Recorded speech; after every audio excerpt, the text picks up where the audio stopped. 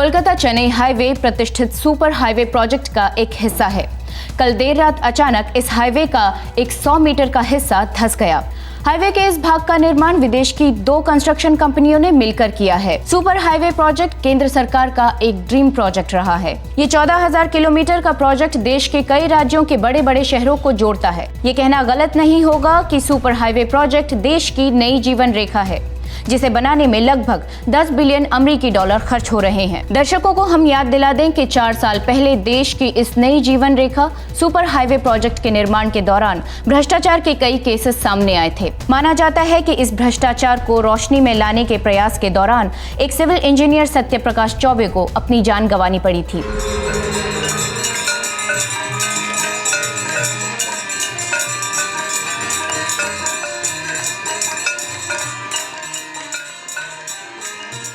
बेटा सत्यप्रकाश, हमारा बेटा सूरज डिग्री कॉलेज कर ले, फिर तुरंत शादी करा देंगे सूरज की और तुम्हारी बहन बबली की। धन्यवाद शर्मा जी, बस घर जाके जल्दी से अम्मा बाबूजी को ये खुशखबरी सुना दूं। अरे बेटा, अब इतनी रात को काहे वापस जा रहे हो? आज की रात यहीं रुक जाओ बनारस हमरे घर पे। कल सुबह आलू पूरी खा के चले जाना गया। नहीं माँ जी, एक तो छोटी बहन का होने वाला ससुराल, और फिर 4 दिन में मुझे नई पोस्टिंग ज्वाइन करनी है कोडरमा में। बेटा खुद एक होनहार इंजीनियर हो, सरकारी नौकरी भी है, बड़ी बहनों की शादी हो चुकी है और छोटी बहन की भी शादी करवा रहे हो। तुमने शादी नहीं की? बबली के बाद एक और छोटी बहन है शर्मा जी, मधु, और फिर छोटे भाई संजय को पढ़ाना है। एक बार सारी जिम्मेदारियों से मुक्त हो जाऊं, फिर सोचूंगा अपनी शादी के बारे में। अच्छा चलता हूँ, प्रणाम। प्रणाम।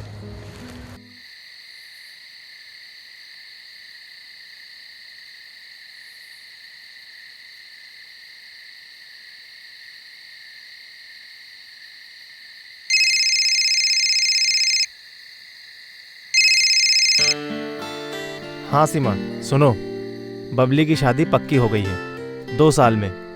2005 में करने के लिए बोल रहे हैं शर्मा जी। कांग्रेचुलेशन सत्या, तुम अभी हो कहाँ?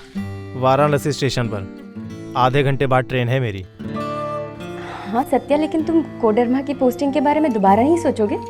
सोचना क्या है सीमा, 4 दिन में गया में सब कुछ निपटाकर 1 दिसंबर से कोडरमा। सत्या, वहाँ के हालात तुम्हें पता है, और जो कुछ भी हुआ उसके बाद भी तुम्हें वहाँ जाने से डर नहीं लग रहा है? सीमा, जनरल मैनेजर बन के जा रहा हूँ, प्रोजेक्ट डायरेक्टर का पोस्ट है ये दर्जा मुझे ताकत देता है करप्शन को रोकने के लिए। ये दर्जा, ये नौकरी संविधान का दिया हुआ हथियार है सीमा। हाँ, लेकिन तुम अपनी जिंदगी दांव पर लगा रहे हो सत्या। मैं जिंदगी को सिर्फ अच्छे काम पर लगा रहा हूँ सीमा। तुम अकेले हो, वो कई सारे, उनके हाथ में पावर है सत्या। आम आदमी के पावर को उन्होंने भी देखा ही कहाँ है, और फिर कब तक डर डर के जिएंगे। जब डूबो भी तो इतने सुकून से डूबो कि आसपास की लहरों को भी पता ना लगे।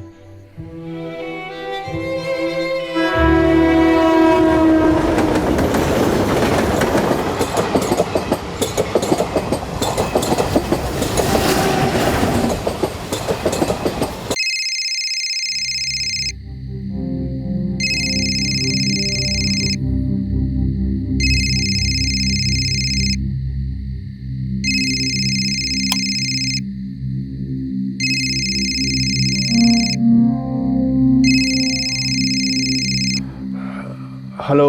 हाँ मिश्रा जी, मैं सत्यप्रकाश बोल रहा हूँ। हाँ सत्यप्रकाश सर, आप पहुंच गए क्या? अरे नहीं, अभी 3 घंटे बाकी हैं भाई। आप गाड़ी भेज रहे हैं ना? हाँ बिल्कुल भेज रहा हूँ सर जी। वो आपका रेगुलर ड्राइवर है ना नदीम, वो ईद की छुट्टी पर है, लेकिन आपको लेने संतोष नाम का लड़का आएगा। बढ़िया ड्राइवर है सर जी, उसका नंबर अभी SMS कर देता हूँ मैं आपको। ठीक है, धन्यवाद मिश्रा जी।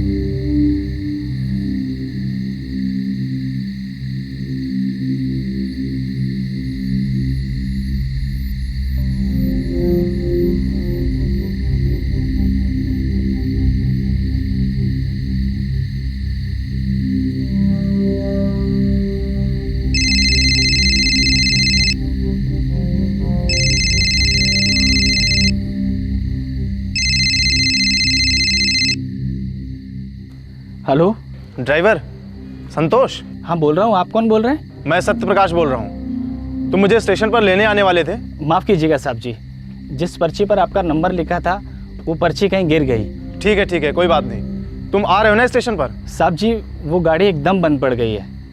कब से सोच रहा हूँ कि क्या करूँ, आपको फ़ोन भी नहीं कर पाया। तो कोई मैकेनिक बुलाया? साहब जी इतनी रात को यहाँ कहाँ मैकेनिक। अच्छा ठीक है, चलो मैं आ जाता हूँ।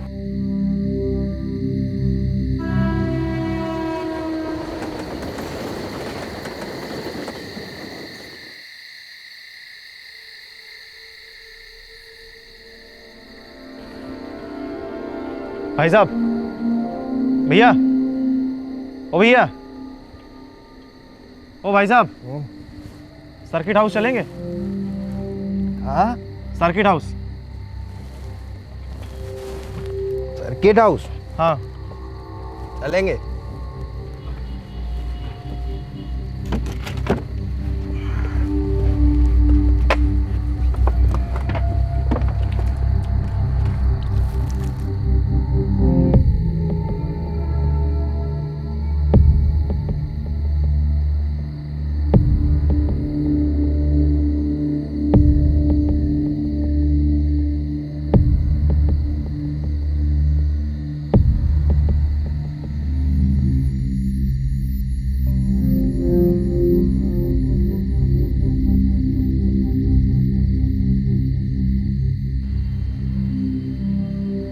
कौन है आप?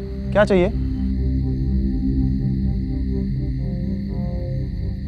क्या चाहिए? ये क्या है?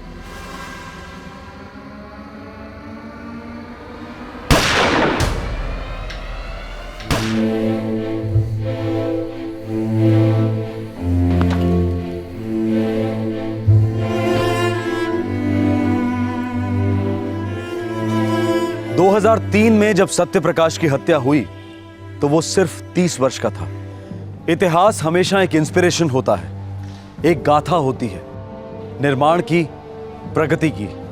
एंशिएंट हिस्ट्री, रीसेंट हिस्ट्री हमें ऐसे लोगों और उनके जीवन के बारे में बताती है और सिखाती है जिनसे हम हमेशा प्रेरित होते हैं। लेकिन कुछ इतिहास हमारे आसपास हमारे जीवन काल में घटते हैं जिन्हें कई बार हम एक हादसा मानकर भूल जाते हैं।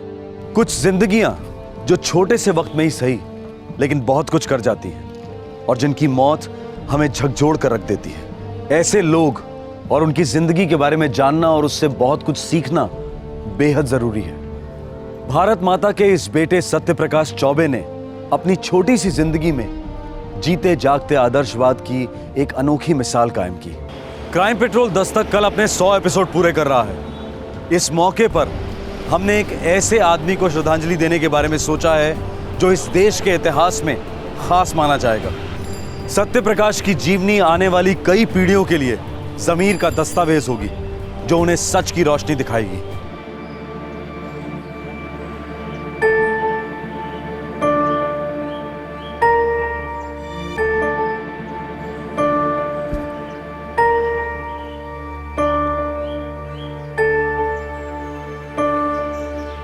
अरे बाबूलाल जी,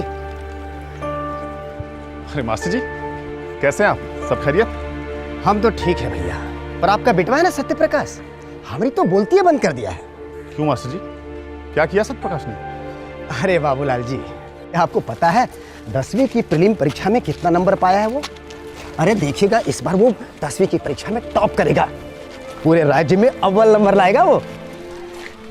मास्टर जी, सब आप टीचर लोगों की मेहरबानी है, तभी तो एक गरीब का बच्चा इतनी मेहनत कर पा रहा है। अरे नहीं नहीं बाबूलाल जी, ऐसी बात नहीं है। सत्य प्रकाश मेहनत के परे है। अरे उसके सिर पर तो साक्षात सरस्वती माँ का हाथ है। जय सरस्वती माँ। मास्टर जी, सत्य प्रकाश पढ़ेगा तो उसके भाई बहनों के लिए मिसाल होगी। अरे क्या कह रहे हैं चौबे साहब, सत्य प्रकाश सिर्फ अपने भाई बहनों का ही नहीं बल्कि पूरे कस्बे के बच्चों के लिए मिसाल बनेगा। देखिएगा, वो अपने गांव शाहपुर का नाम पूरे देश में रोशन करेगा। अरे बस लिखित ही समझिए इसे।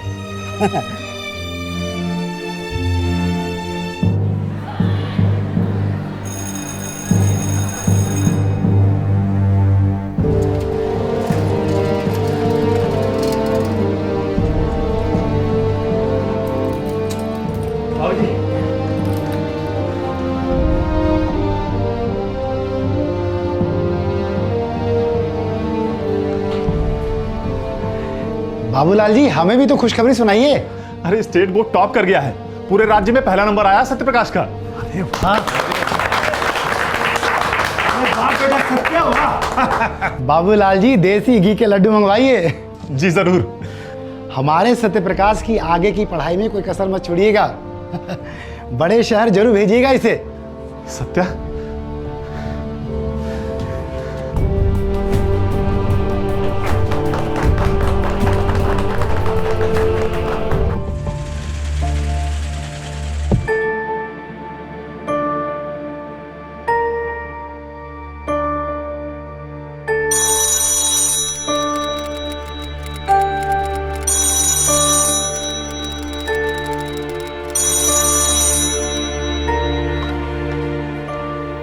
हेलो, नमस्ते, ज़रा बाबूलाल चौबे जी को बुला देंगे?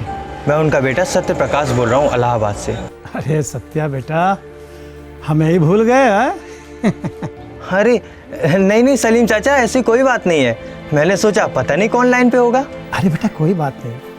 अरे ये लो, तुम्हारे पिताजी आ गए, बात करो। हाँ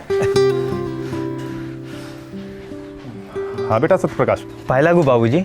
जीते रहो। बाबूजी, वो मैं इंजीनियरिंग की जॉइंट एंट्रेंस एग्जाम देने की सोच रहा था। बेटा वो एग्जाम तो आईआईटी में दाखिले के लिए होती है ना? हाँ बाबूजी, देश की शायद दुनिया की सबसे कठिन एग्जाम है। सोच रहा था एक बार कोशिश करके देख ही लूँ। अरे तो सोचना क्या है बेटा, सरस्वती माँ का नाम लो और कूद जाओ तैयारियों में। पास तो तुम्हें होना ही होना है। बाबूजी, आपसे एक बात कहनी थी। स्कॉलरशिप वगैरह तो होंगी ही, लेकिन आने वाले दिनों में खर्चा बहुत ज़्यादा होने वाला है। तुम उसकी चिंता क्यों करते हो बेटा? तुम जितना पढ़ोगे मैं पढ़ाऊंगा, तुम बहुत आगे जाओगे और अपने भाई बहनों को भी पीछे नहीं रहने दोगे। मुझे यकीन है मैं और तुम मिलकर सबकी नैया पार लगाएंगे। अब जाओ, जल्दी से एग्जाम का फॉर्म भर दो। थैंक यू बाबूजी। जीते रहो। अच्छा, मैं रखता हूँ।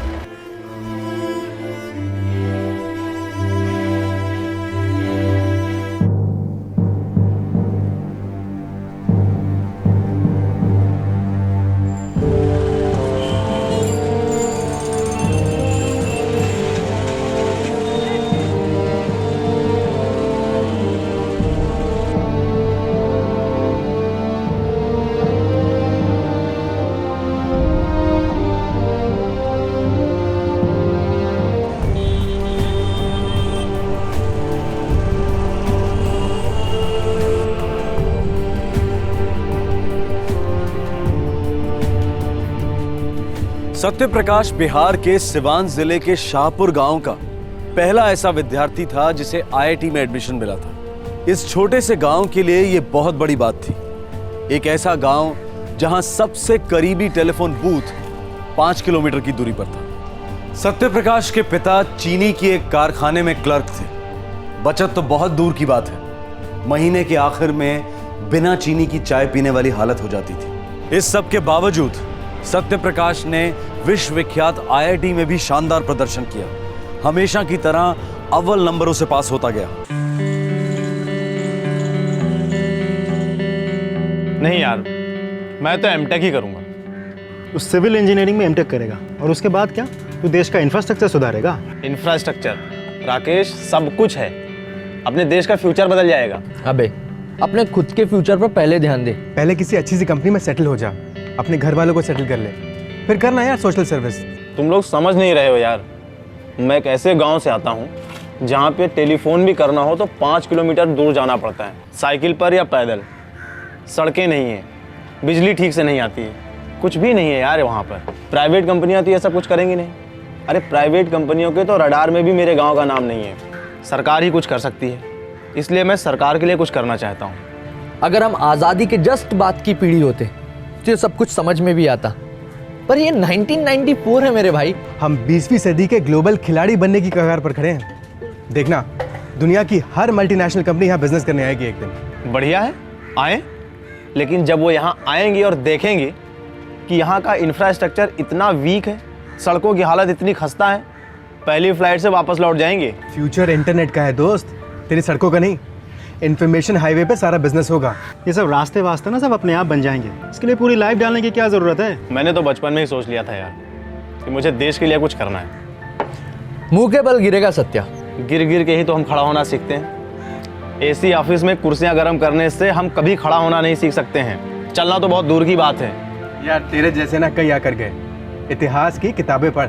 हम या तो इतिहास पढ़ सकते हैं या आने वाला इतिहास बदल सकते हैं। लगे रहो सत्य प्रकाश चौबे जी, लगे रहो, लेकिन जरा संभल के। कहीं इतिहास बदलने के चक्कर में खुद इतिहास मत हो जाना।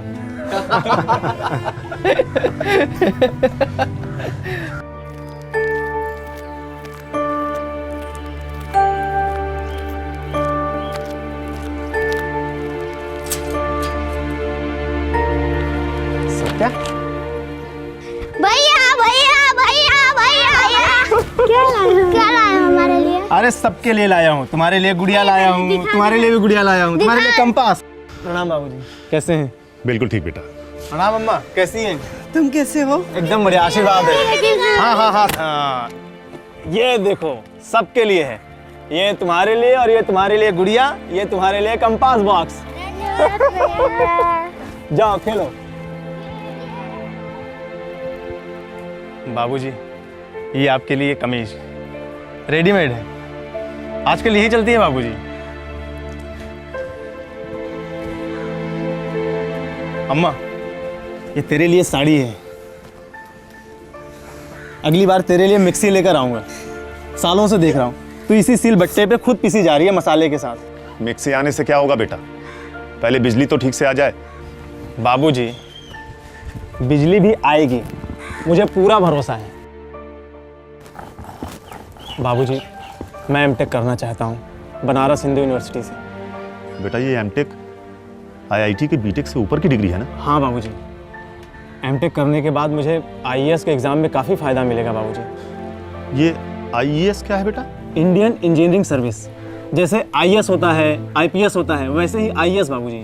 अरे वाह, आईएएस के बराबर की नौकरी है। हाँ बाबूजी, तनख्वाह तो प्राइवेट कंपनी जितनी नहीं है, मगर हम सब आराम से रह सकेंगे बाबूजी। मैं देश के लिए कुछ ठोस कर सकूंगा। सड़कें, बिजली, पानी, इनके क्षेत्र में काफ़ी अच्छा करने का अवसर मिलेगा बाबूजी। और क्या चाहिए बेटा, तू देश हित में काम करेगा, हमारी देखभाल भी करेगा। अरे तेरे जैसे बेटे बेटियां हर घर में पैदा हों। बस 2 साल बाबूजी, फिर मेरी कमाई भी आप सबका हाथ बटाएगी। तेरी सबसे बड़ी कमाई तेरा नजरिया है, तेरे सारे सपने पूरे होंगे। बाबूजी, कभी कभी तो मुझे लगता है कि जैसे मैं आपके सपने को जी रहा हूँ। तू हम सबके सपने पूरे कर रहा है बेटा। तेरी हर कामयाबी हमारे चेहरों पर मुस्कान बनाए रखेगी। तू बस लगा रहे सत्य प्रकाश।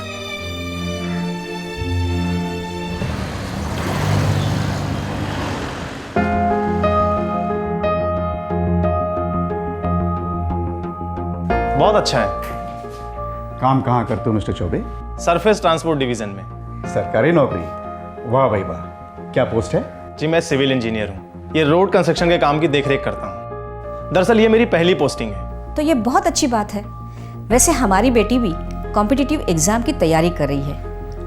हमारी बेटी शाम तक आ जाएगी, फिर हम तुमसे मुलाकात करवा देंगे।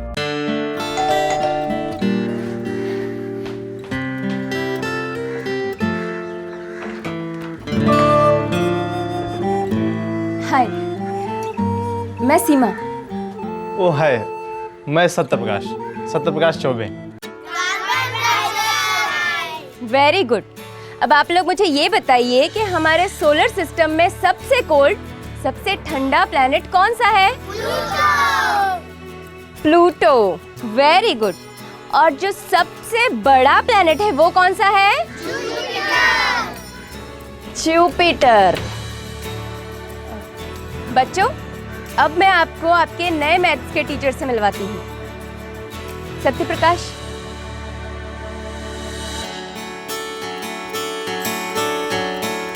बच्चों, इनका नाम है सत्यप्रकाश और ये आज से आपको मैथ्स पढ़ाएंगे। अब आप लोग इनको नमस्ते कहिए।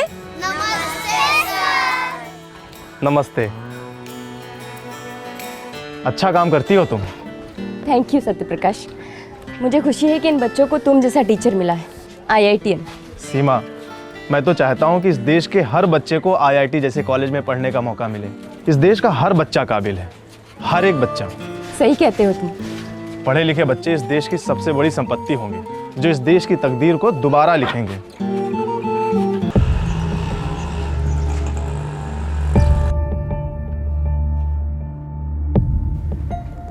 सर आपसे मिलने कोई गुप्ता जी आए हैं। गुप्ता जी? जी। हाँ भेज दीजिए।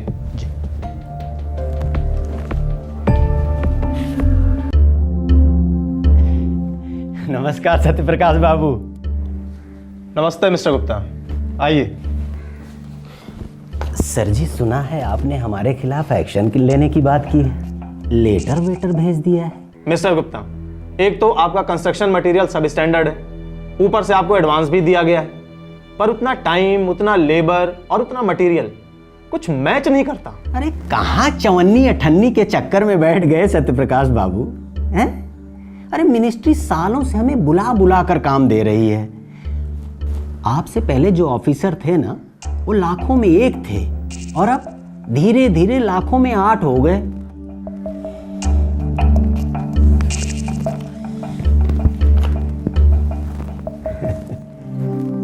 क्या है ये? लाखों में 8 हैं, कल को करोड़ों में 1 होंगे।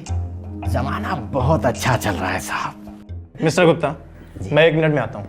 जी साहब।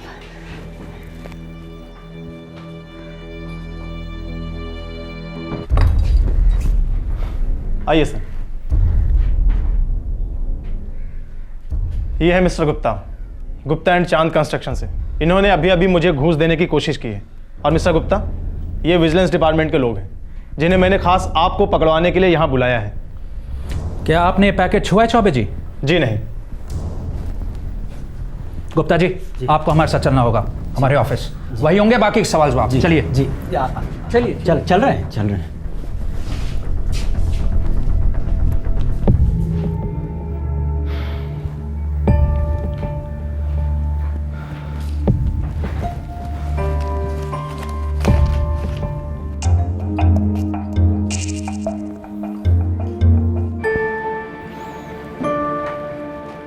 आप IIT पास हो, BHU पास हो, IAS पास हो, और समझ में नहीं आता इन तीनों इम्तहानों में कॉमन सेंस का पर्चा नहीं था क्या? बेईमानी कॉमन सेंस नहीं होती है गुप्ता जी। बेवकूफी भी नहीं होती चौबे जी।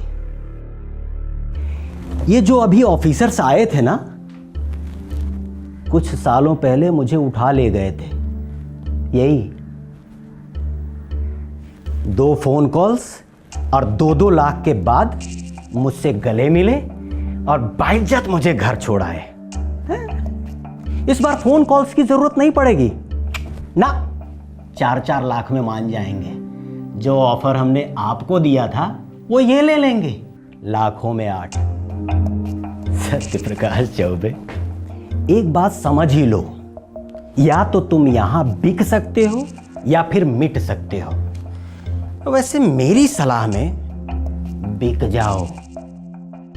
जब जमीर के बोझ से आजादी मिलेगी ना, तो झूठी अकड़ पिघल जाएगी, फिर चौचक मचा आएगा बिजनेस का।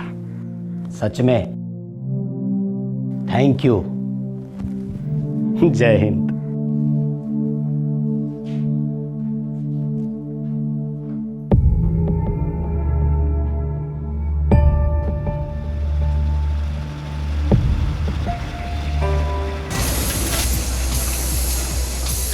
केंद्र सरकार का सबसे बड़ा और सबसे प्रतिष्ठित प्रोजेक्ट सुपर हाईवे प्रोजेक्ट का आज उद्घाटन हुआ। 14,000 किलोमीटर का ये रोड नेटवर्क भारत के सभी राज्यों के सभी बड़े शहरों को 4 लेन हाईवे से जोड़ेगा। इस प्रोजेक्ट के द्वारा हमारे देश की सरफेस ट्रांसपोर्ट सुविधा में क्रांति आने की पूरी उम्मीद की जा रही है। इस विशाल प्रोजेक्ट को पूरा करने के लिए देश विदेश की बड़ी बड़ी कंस्ट्रक्शन कंपनियों को कॉन्ट्रैक्ट दिए गए हैं। 10 बिलियन अमेरिकी डॉलर के इस प्रोजेक्ट की पूरी जिम्मेदारी इंडियन हाईवे एजेंसी को सौंप दी गई है। सत्यप्रकाश, कॉन्ग्रेचुलेशंस। तुम्हारा तबादला इंडियन हाईवे एजेंसी में किया जा रहा है, और वो भी सुपर हाईवे प्रोजेक्ट के लिए। और ये हमारे देश का सबसे बड़ा इंफ्रास्ट्रक्चर प्रोजेक्ट है। सर, मैं इससे बेहतर कुछ मांग ही नहीं सकता हूँ। ये प्रोजेक्ट हमारे देश का नक्शा बदल देगा। सरकार ने वाकई बहुत दूर की सोची है सर, लोगों के हित में सोचा है।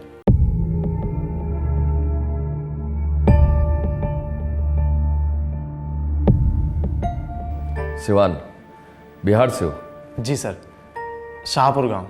कोडरमा में 12 चिट्टा औरंगाबाद सेक्शन इस वक्त लाइव है, वहाँ काम करना पसंद करोगे? जी सर, मेरे इलाके में पोस्टिंग मिल जाए तो बहुत खुशी होगी सर। कोडरमा आईएचए का हेड डिवीजन है। गया और धनबाद दोनों कवर होते हैं। और तुम्हें प्रोजेक्ट डायरेक्टर PS त्रिवेदी को रिपोर्ट करना होगा। जी सर। वहाँ रिटायर्ड ब्रिगेडियर मजूमदार साहब भी हैं जो इस प्रोजेक्ट को ओवरसी कर रहे हैं। बहुत अच्छा सर। सर बताइए पोस्टिंग कब से ज्वाइन कर सकता हूँ?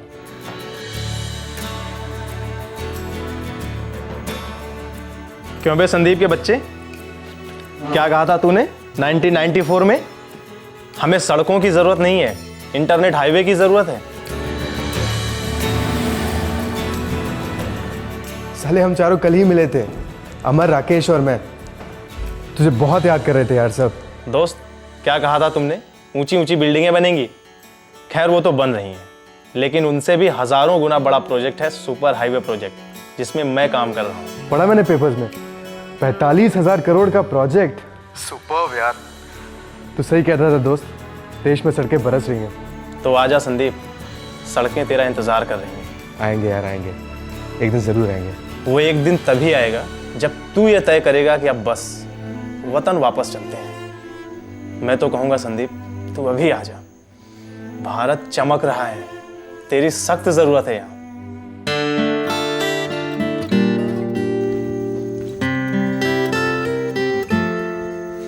सत्या, तुम्हारी ट्रेन कल की है, तुम्हारी किताबें। सीमा, मेरा बस चलता तो मैं अब भी की ट्रेन ले लेता। दुनिया सिकुड़ रही है सीमा, आने वाले कुछ सालों में किसी भी बच्चे को हाई स्कूल करने के लिए गांव नहीं छोड़ना पड़ेगा, 300-300 किलोमीटर दूर नहीं जाना पड़ेगा, जैसे मैं गया था।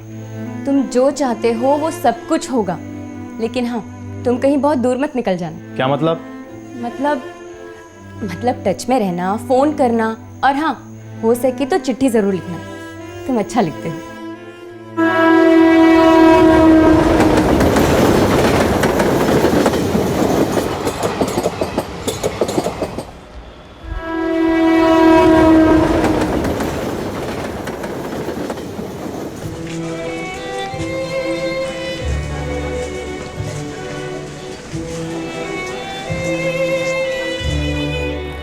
सत्य प्रकाश चौबे हरदम अपना सपना अपने साथ लेकर चलता था। वो एक ऐसा रास्ता बनाना चाहता था जो सही मायने में लोगों को जोड़ता, लेकिन ऐसे रास्ते पर चलने में और लोगों को इन पर चलाने में बेशुमार रुकावटें आती हैं। लेकिन सत्य प्रकाश का मानना था कि अगर इरादा पक्का हो तो पक्की सड़क को कोई नहीं रोक सकता। पर सत्य प्रकाश का हौसला दरअसल उसी के लिए एक दस्तक थी कि टेढ़े लोगों को ना तो सीधे रास्ते रास आते हैं और ना ही उन्हें बनाने वाले सीधे लोग।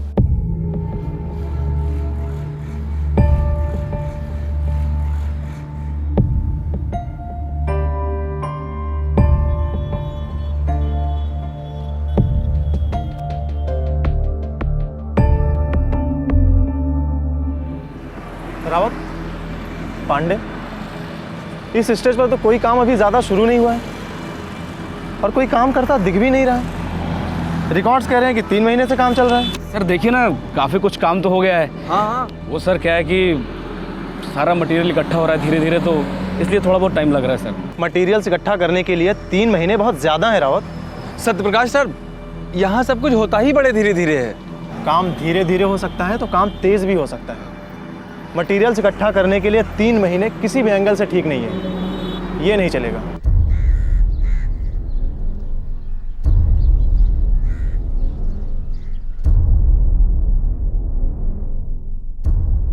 काम डाउन सत्यप्रकाश, मैं यहाँ का प्रोजेक्ट डायरेक्टर हूँ और मुझे अच्छी तरह से पता है यहाँ काम कैसे होता है। सर ये देखिए, ये फाइल कहती है कि 12 चिट्टा से औरंगाबाद का 60 किलोमीटर का स्ट्रेच का कॉन्ट्रैक्ट P&Q को दिया गया है, जबकि हकीकत ये है सर कि P&Q ने उसे किसी लोकल कॉन्ट्रैक्टर को सबलेट किया है और सर उस लोकल कॉन्ट्रैक्टर ने उसे 4 छोटे छोटे लोकल कॉन्ट्रैक्टर्स को सबलेट किया है। तो it's a procedure, it's a standard normal procedure. Standard normal procedure? जी हाँ।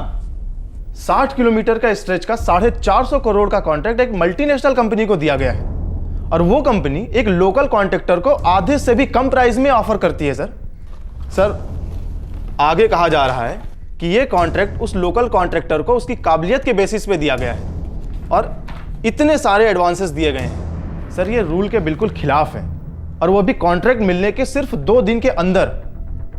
सर 3 महीने हो गए हैं, अभी तक एक पत्थर भी नहीं हिला है। तो तुम क्यों पत्थर बन रहे हो मिस्टर इंजीनियर? तुम्हारा काम है कंस्ट्रक्शन की क्वालिटी को सुपरवाइज करना। जब कंस्ट्रक्शन शुरू हो जाएगा तुम्हारा काम भी शुरू हो जाएगा। सर तब तक मैं क्या करूं? कुछ मत करो, बैठे रहो, वो भी चुपचाप बैठे रहो। और याद रहे, तुम यहां महज एक सुपरवाइजर हो, इन्वेस्टिगेटर नहीं। तुम्हारी बेमतलब की मीटिंग की वजह से मेरे हजारों काम रोक रखे। अब तुम यहां से जाओगे तो मुझ पर मेहरबानी होगी। सुनो, ये फाइल यहीं पर रख दो। और हां सत्यप्रकाश, आइंदा मुझे ऐसे लेक्चर देने की कोशिश भी मत करना।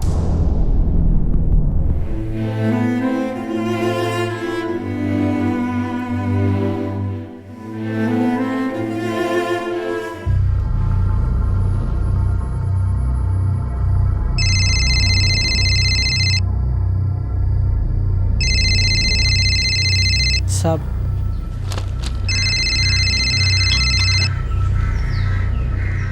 त्रिवेदी। जय हिंद त्रिवेदी साहब। जय हिंद मजूमदार जी। वो यहाँ पर एक लड़का आया है दिल्ली से, वो सत्यप्रकाश चौबे। जी वही, नौशिखिया सत्यप्रकाश। अपने नाम को कुछ ज्यादा ही सीरियसली ले रहा है वो। क्यों त्रिवेदी साहब, क्या कह रहा था? वही बचकाने सवाल, लोकल कॉन्ट्रैक्टर्स को सबलेटिंग क्यों किया गया है, 3 महीने से काम क्यों नहीं हो रहा है, वही सब वगैरह वगैरह। ये युवा पीढ़ी भी बड़ी जल्दी में लगती है। आप टेंशन ना लें, मैं कॉन्ट्रैक्टर हरमेश सिंह से कहता हूं कि इस बच्चे से मिले, इसे थोड़ी सैर करवाए, दिखाए इसे कि हमने क्या काम किया है, कितना काम किया है, वगैरह वगैरह। जय हिंद मजूमदार जी, जय हिंद। जय हिंद।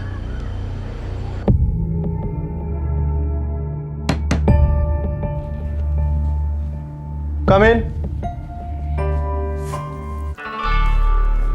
मैंने कहा नमस्ते इंजीनियर साहब। आप कौन? बंदे को हरमेश सिंह कहते हैं, छोटी सी कंस्ट्रक्शन कंपनी है, सिंह कंस्ट्रक्शन। बड़ा आसान सा नाम है, चलो कभी नहीं भूलते। मैं भी नहीं भूलूंगा, नाम के लिए नहीं, काम के लिए। इतना बड़ा कॉन्ट्रैक्ट मिला है आपको, एडवांस भी मिला है, 3 महीने लगते हैं आपको मटेरियल इकट्ठा करने में। सर बैठो साहब। बैठिए। अब ऐसा ना कहिए चौबे साहब, इतना बड़ा प्रोजेक्ट है, मैं अकेला थोड़ी हूँ, 4 लोग और साथ में जुड़े हैं। बाड़मिया कंस्ट्रक्शन, यादव कंस्ट्रक्शन, कोडा कंस्ट्रक्शन और लाल कॉन्ट्रैक्टर्स सब अपने काम में लगे हुए साहब। अब इतना बड़ा इंटरनेशनल रोड बनाना है साहब, अच्छा काम करना है, अच्छा माल इस्तेमाल करना है साहब, तो थोड़ा टाइम तो लगेगा ही ना। 3 महीने बहुत ज्यादा वक्त है मिस्टर हरमेश मटेरियल्स इकट्ठा करने के लिए। और मटेरियल्स इकट्ठा करना तो दूर, अभी तक रोड की लेवलिंग नहीं की आपने। अरे शौबे जी, मैं आपको ईमानदारी में एक बात बताना चाहता हूँ। क्या? 8 किलोमीटर, पूरे 8 किलोमीटर रोड बन चुका है, लेकिन साहब अब पब्लिक को प्रॉब्लम ना हो इसलिए काम थोड़ा रुक रुक के करना पड़ता है। भगवान कसम साहब, रोड ऐसा बना है कि अमेरिका की रोड पानी मांगेगी। आप बस चल के देखिए, थोड़ा टाइम निकालिए आप, टाइम तो होगा ना आपके पास। मेरे पास टाइम ही टाइम है, मेरा सारा टाइम सिर्फ इसी के लिए है, मेरी ड्यूटी के लिए। चलिए चल के देखते हैं क्या बनाया है आपने।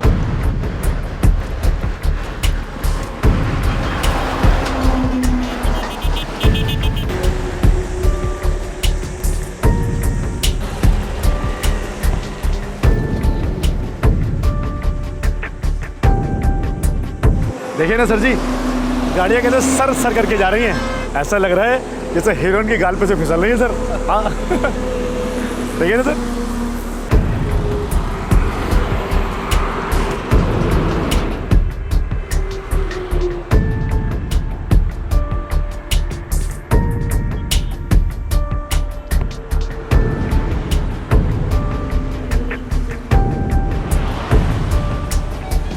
हरमेश सिंह जी, आपके हीरोइन के गाल का मेकअप बहुत कच्चा है। क्या कह रहे हैं साहब, कुछ समझ में नहीं आ रहा है सर। इस सड़क का काम शुरू होने से पहले मटेरियल्स की क्वालिटी की टेस्टिंग हुई थी? जी हाँ सर, हुई थी। मुझे रिपोर्ट चाहिए।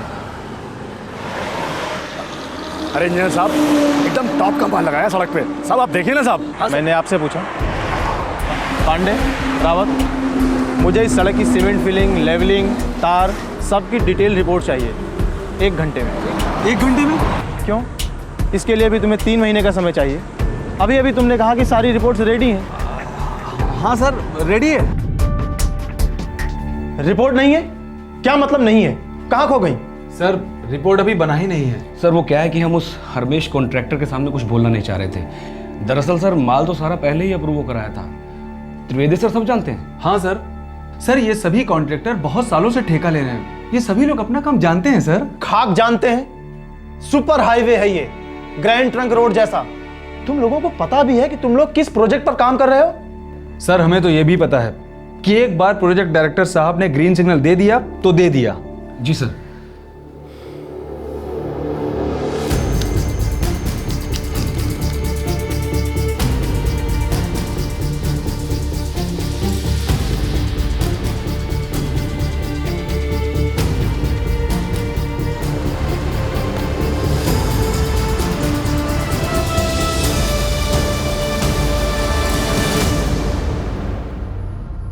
मिस्टर त्रिवेदी, ये एक सीरियस मामला है। भारद्वाज साहब मेरी बात सुनिए, वो लड़का सत्यप्रकाश वो एक मेंटल केस है, बस यूं ही मनगढ़ंत रिपोर्ट बनाता रहता है। सर पिछले 15 दिनों से वो रोड पब्लिक के लिए खुल चुका है।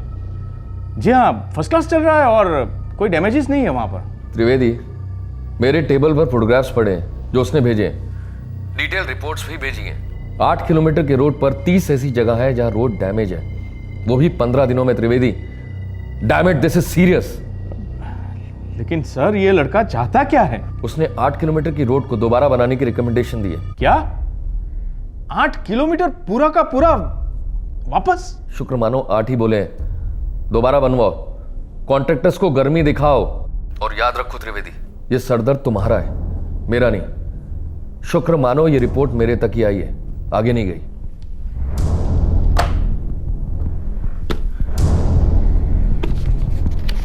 सर जी क्या कह रहे हैं? दोबारा सड़क बनाने में तो हमारा दिवाला निकल जाएगा। ब्रिगेडियर साहब, आपने भी तो ना कमाल कर दिया, सीधा भेज दिया उसको सड़क चेक करने के लिए। अरे भैया, मुझे क्या पता था कि वो लड़का बाल की खाल निकालने पर उतर आएगा। तो मुझे लगा कि वो रोड को ऊपर ऊपर से चेक करेगा, फिर बैठ जाएगा ठंडा होकर चुपचाप। अब कोई तो तोड़ होगा त्रिवेदी सर जी, कुछ कीजिए ना सर जी। देखिए, मैं दिल्ली संभाल रहा हूं, आप लोग उस लड़के को संभाल लीजिए, जो करना है कीजिए, लेकिन उसे भगाओ यहां से। उसके रहते हुए हमारा एक काम नहीं हो सकता।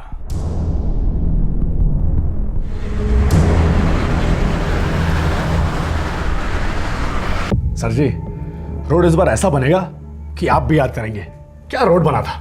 पब्लिक याद करे, 3 पीढ़ियां इस्तेमाल करें, ऐसे रोड बनाना है, और उससे कम मैं बनने भी नहीं दूंगा। देखिए साहब, 8 किलोमीटर दोबारा बनाना मतलब हमारा तो बंबू है। देखिए, समझने की कोशिश कीजिए, ये जो बड़ी कंपनी सब है ना, ये सब सारा मांस खा जाती है, और हम लोग खाली हड्डियां चूसते हैं, हड्डियां। और ये जो हाई फाई चीज आप लिख कर दिए हैं ना, ये हम खरीदने जाएंगे ना तो हम लोगों का कच्चा तक बिक जाएगा। ये आप जो हड्डी और मांस की बात कर रहे हैं ना, ये आम आदमियों के हैं, और ये सड़क भी आम आदमियों के पैसे से बन रही है, उन्हीं के लिए बन रही है। मुझे सिर्फ उनकी फिक्र है, समझ गए? आपके कच्छों और चड्ढियों की नहीं। अगर काम करना नहीं आता है ढंग से तो कोई दूसरा काम कीजिए, जाइए। साहब, आपको इस लाइन में जितने हफ्ते हुए हैं ना, उतने बरस गुजारे हैं हमने यहाँ।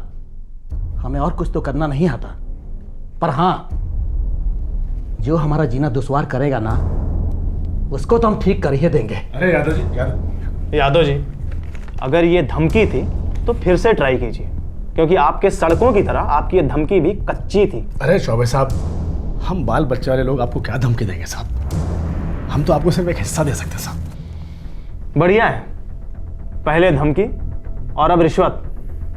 चुपचाप दफा हो जाओ मेरे ऑफिस से, और दोबारा यहां दिखाई मत पड़ना, वरना पुलिस बुलवाऊंगा मैं। चलो।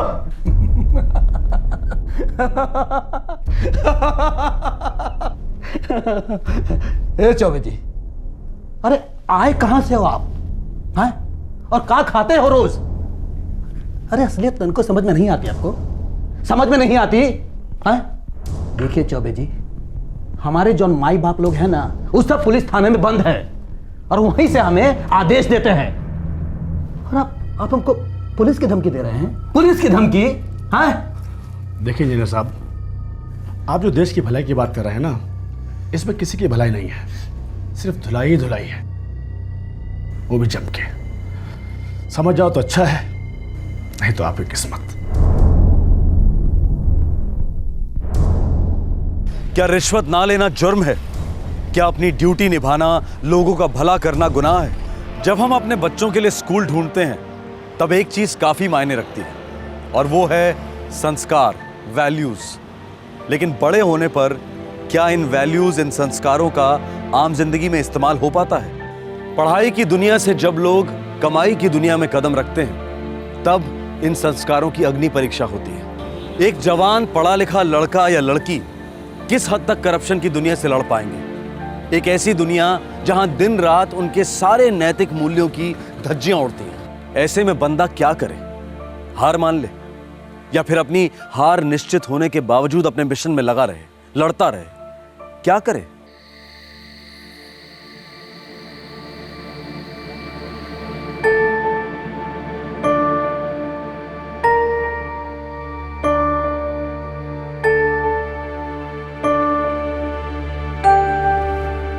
तुम इंजीनियर क्यों बनना चाहते हो संजय?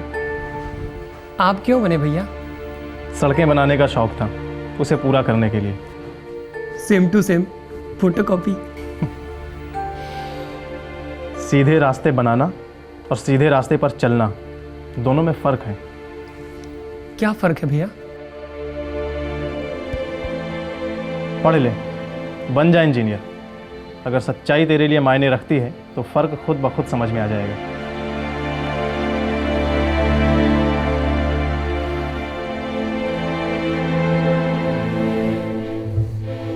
सीधे रास्ते पर बहुत कांटे हैं, बहुत चुभेंगे, खून भी बहेगा, लेकिन रुकना मना है, मुड़ना मना है।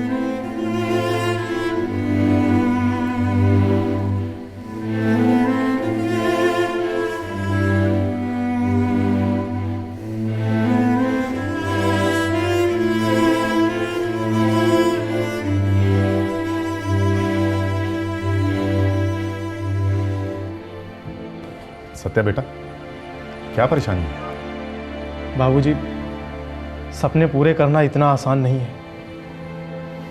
बिल्कुल नहीं है बेटा, ना कभी था और ना कभी होगा। अरे ढंग का सपना देखना ही कितना मुश्किल है। दिमाग सुन्न हो जाता है बाबूजी। कभी कभी सोचता हूँ मैं कैसे कर पाऊंगा। करते करते कर पाओगे बेटा, बस लगे रहो।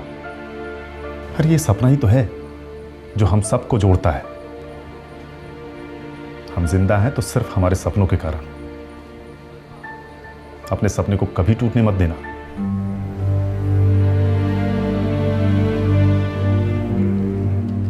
डियर सर, बहुत सोच विचार के बाद मैंने आपको ये लेटर लिखने का फैसला किया है। आप मेरे दर्द को समझेंगे, क्योंकि मेरा भी वही सपना है जो आपका है, और हमारे सपने को पूरा होने से रोका जा रहा है। सुपर हाईवे प्रोजेक्ट में जिन बड़ी बड़ी मल्टीनेशनल कंपनियों को कॉन्ट्रैक्ट्स दिए गए हैं, वे सिर्फ पैसे बना रही हैं, सड़कें नहीं। सब कॉन्ट्रैक्टिंग इस हद तक हो रही है कि बहुत ही नालायक और बेईमान किस्म के लोग सड़कें बना रहे हैं। इनके पास ना टेक्नोलॉजी है, ना कैपिटल है, और ना ही अच्छा काम करने का इरादा। सब स्टैंडर्ड मटेरियल इस्तेमाल हो रहा है, 3-3 महीनों तक काम शुरू नहीं हो रहा है। ऊपर से इन सभी को आए दिन एडवांस पैसे दिए जा रहे हैं। इसके चलते अच्छी सड़कें कैसे बनेंगी सर? जो कुछ बन रहा है बहुत जल्दी खत्म हो जाएगा सर। सरकार की सेवा में एक इंजीनियर होने के नाते ये मेरा धर्म बनता है कि मैं आपको आगाह कर दूं कि IHA के निचले लेवल पर करप्शन बहुत ऊंचे लेवल का है। जाहिर है IHA के ऊंचे लेवल के आशीर्वाद के बिना यह मुमकिन नहीं है। हर कोई अपनी जेब भरने पर तुला है, लूट मची हुई है, और लूटा जा रहा है आम आदमी सर। वो आम हिंदुस्तानी जो खून पसीना एक करने के बाद सरकार को टैक्स देता है।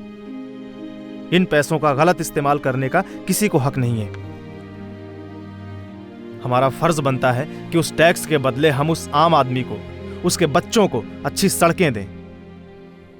हिंदुस्तानी आदमी बहुत सहनशील है सर, वो शिकायत नहीं करता, लेकिन इसका यह मतलब नहीं कि वो अच्छी सड़कों का हकदार नहीं। सर, मैं आपसे अनुरोध करता हूं, भीख मांगता हूं कि आप खुद इस मामले में दखल दीजिए। आधुनिक भारत का जो सपना आपने देखा है वो करोड़ों भारतीयों का भी सपना है। इसे पूरा होने दीजिए सर। हम सब मिलकर इसे पूरा कर सकते हैं। मैं इस लेटर पर ना अपने हस्ताक्षर कर रहा हूं और ना ही अपना नाम लिख रहा हूं। मुझे जान की कई धमकियां दी गई हैं। मुझे मौत से डर नहीं लगता सर, लेकिन जब तक मैं अपना काम, अपने मिशन के कुछ पड़ाव पार ना कर लूं, मैं जिंदा रहना चाहता हूं। मैं अलग से अपना बायोडाटा इस लेटर के साथ भेज रहा हूं। आपसे पूरी उम्मीद है कि आप मेरी आइडेंटिटी गुप्त रखेंगे।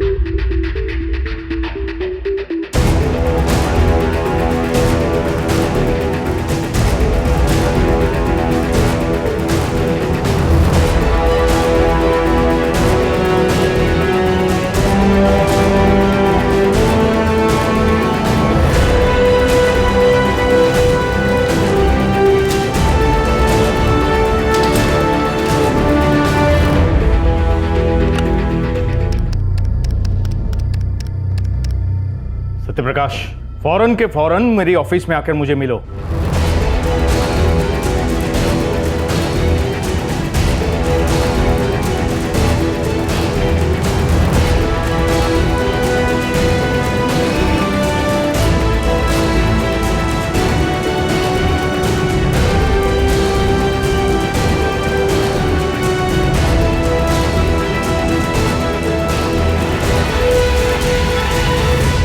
सत्यप्रकाश चौबे, दिल्ली की सबसे बड़ी ऑफिस को शिकायत भरा प्रेम पत्र लिख दिया तुमने।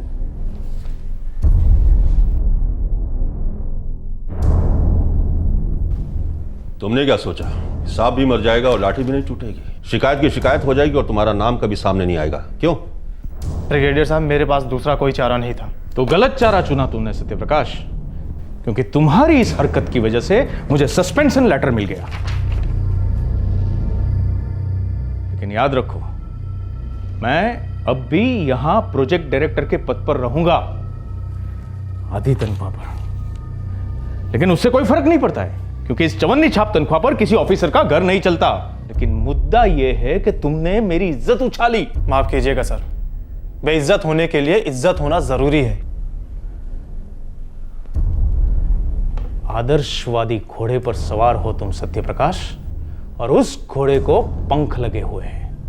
धरती पर लौटाओ आम आदमी के हीरो और अपना सामान पैक कर लो, क्योंकि मेरे सस्पेंशन ऑर्डर के साथ साथ तुम्हारा यह ट्रांसफर ऑर्डर भी आया है। खत्म हो गया तू सत्यप्रकाश चौबे। हां, तू यहां हम सबके साथ मिलजुल कर रह सकता था, लेकिन नहीं। एक बात बताऊं, चौंकना मत। तुम्हारे इस ट्रांसफर ऑर्डर के पीछे मेरा कोई हाथ नहीं है। तू अब मुर्दे से भी ज्यादा भारी हो गया चौबे। तूने अपनी कब्र खुद खो दी है। सत्यप्रकाश चौबे, तेरा ट्रांसफर गया नहीं हुआ है, यूं समझ ले कि अब तू तो गया।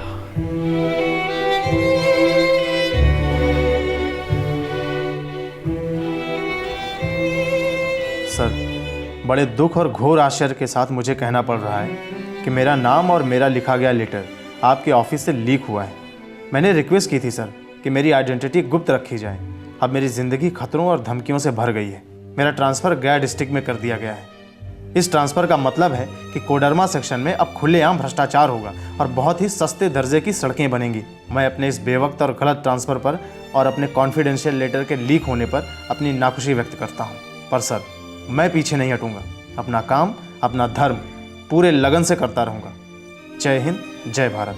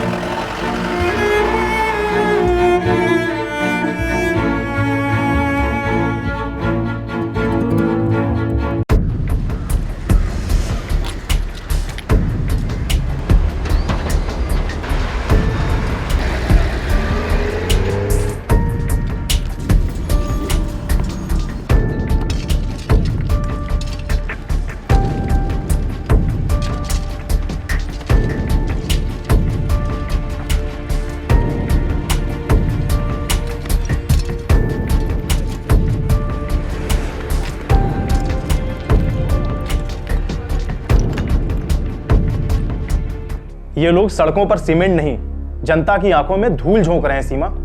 हाँ मैं समझ रही हूँ सत्या, ये तो सरासर लूट है। ये करप्शन कर रहे हैं एक बात है, लेकिन सड़कें किस तरह से बना रहे हैं? ये सड़कें टिकेंगी ही नहीं सीमा। टोल टैक्स से लाखों करोड़ों कमाए जाएंगे, लेकिन सड़कों की हालत खस्ता होती रहेगी। और ये लोग अमेरिका, जापान और यूरोप जैसे देशों से अपनी तुलना करते हैं। सवाल ही नहीं पैदा होता है। जब बीज जहरीला होगा तो फल कहां से मीठा होगा? अगर इन्हें रोका नहीं गया तो ये सड़कें एक दिन कब्र बनेंगी। कोई भी अच्छी चीज बनाने के लिए सबसे जरूरी मटेरियल है अच्छी नीयत का होना। अगर वो नहीं तो कुछ नहीं। करप्शन के खिलाफ आवाज उठाने की सजा के तौर पर उसका तबादला एक ऐसी जगह पर कर दिया गया जहां पर कुछ भी कर पाना बहुत मुश्किल था। लेकिन सत्य प्रकाश चौबे ने इस पोस्टिंग में भी अपनी जद्दोजहद को जारी रखा। लेकिन कब तक? करप्शन, तीसरे दर्जे के मटेरियल का इस्तेमाल, उसे नीचे लाने का षड्यंत्र, इन सब चीजों से वो अकेला आदमी कब तक लड़ता रहता?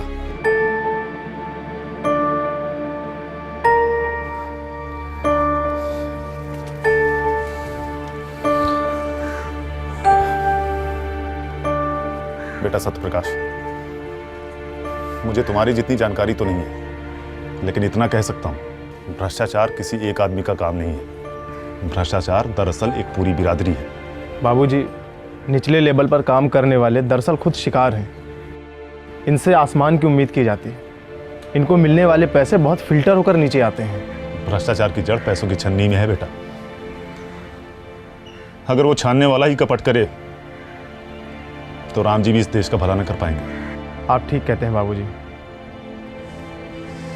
यहां गया में मेरे हाथ बंधे के बंधे ही रहेंगे। जब तक मेरे काम की बागडोर मेरे हाथ में नहीं होगी तब तक मैं अपने सपनों को साकार नहीं कर सकूंगा। तुम इस आक्रोश को संभाल के रखो बेटा, ऊपर तक पहुंचने में ताकत देगा।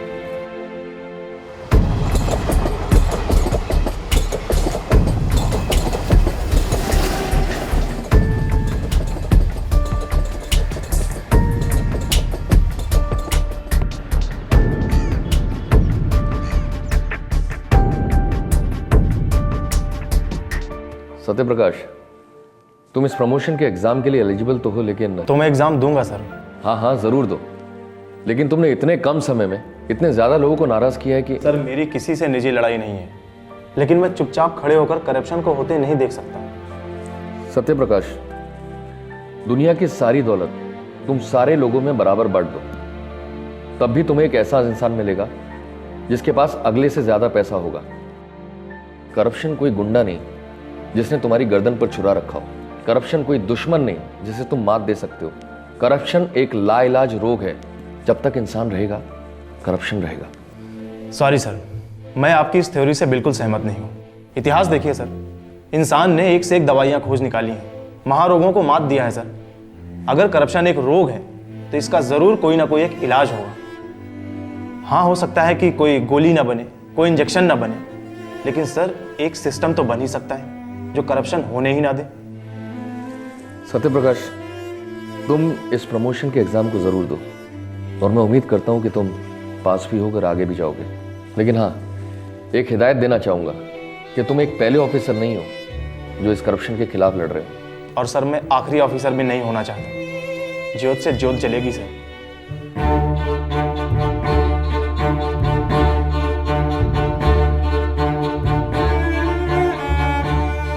सत्य प्रकाश ने प्रमोशन का रिटन एग्जाम और डिपार्टमेंटल इंटरव्यू दोनों अव्वल नंबरों से पास किए।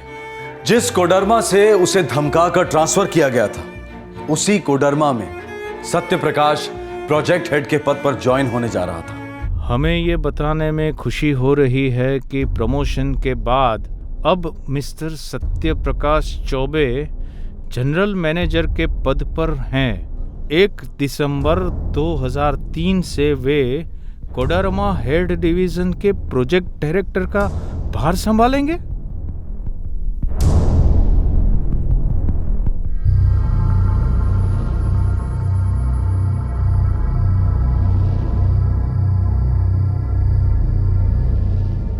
हेड ऑफिस किस जन्म का बदला ले रहे हैं ये? अब ये सत्य प्रकाश चौबे मेरी कुर्सी पर बैठेगा। बेड़ा गर्क, अब सारे टेंडर उसके हाथ में रहेंगे। मटेरियल वो पास करेगा।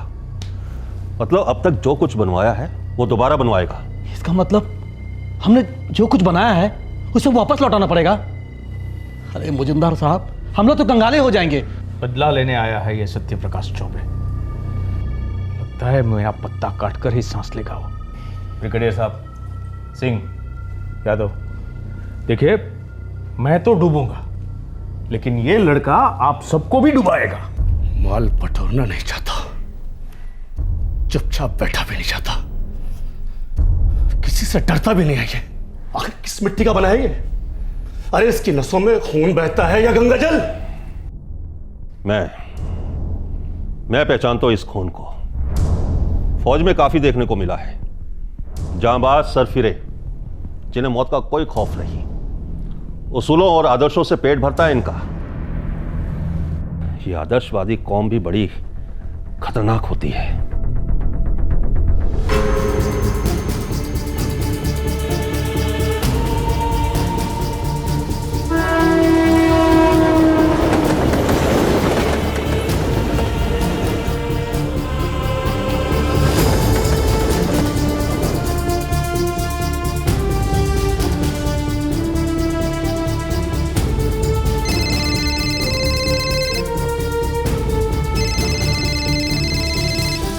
प्रकाश बोल रहा हूँ। तुम मुझे स्टेशन पर लेने आने वाले थे। साहब जी, वो गाड़ी एकदम बंद पड़ गई है।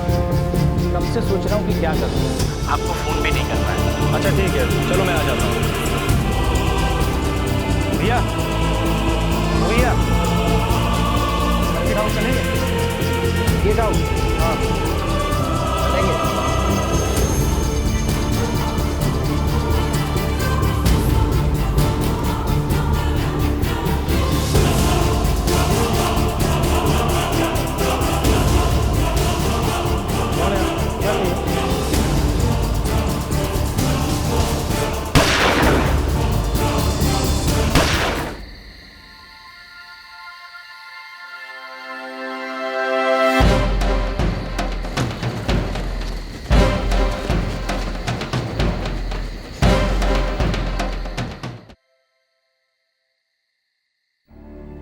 पौने 4 हो गए, सत्य अभी तक नहीं आया।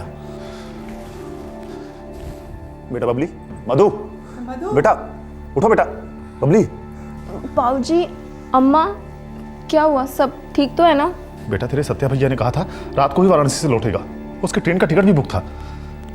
चलिए चल के देखते हैं।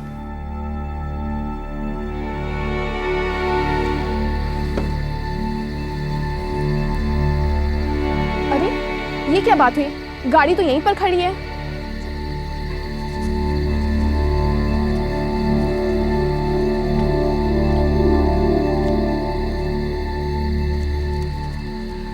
और ड्राइवर भी कहीं नहीं है।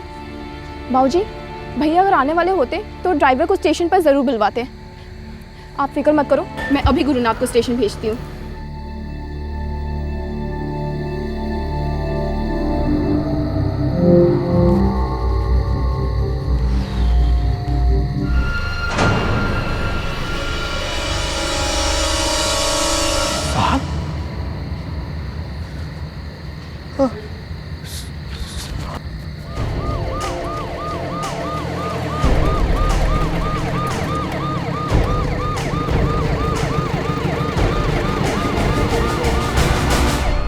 हटिए, कब अजमा लगा रखे हैं?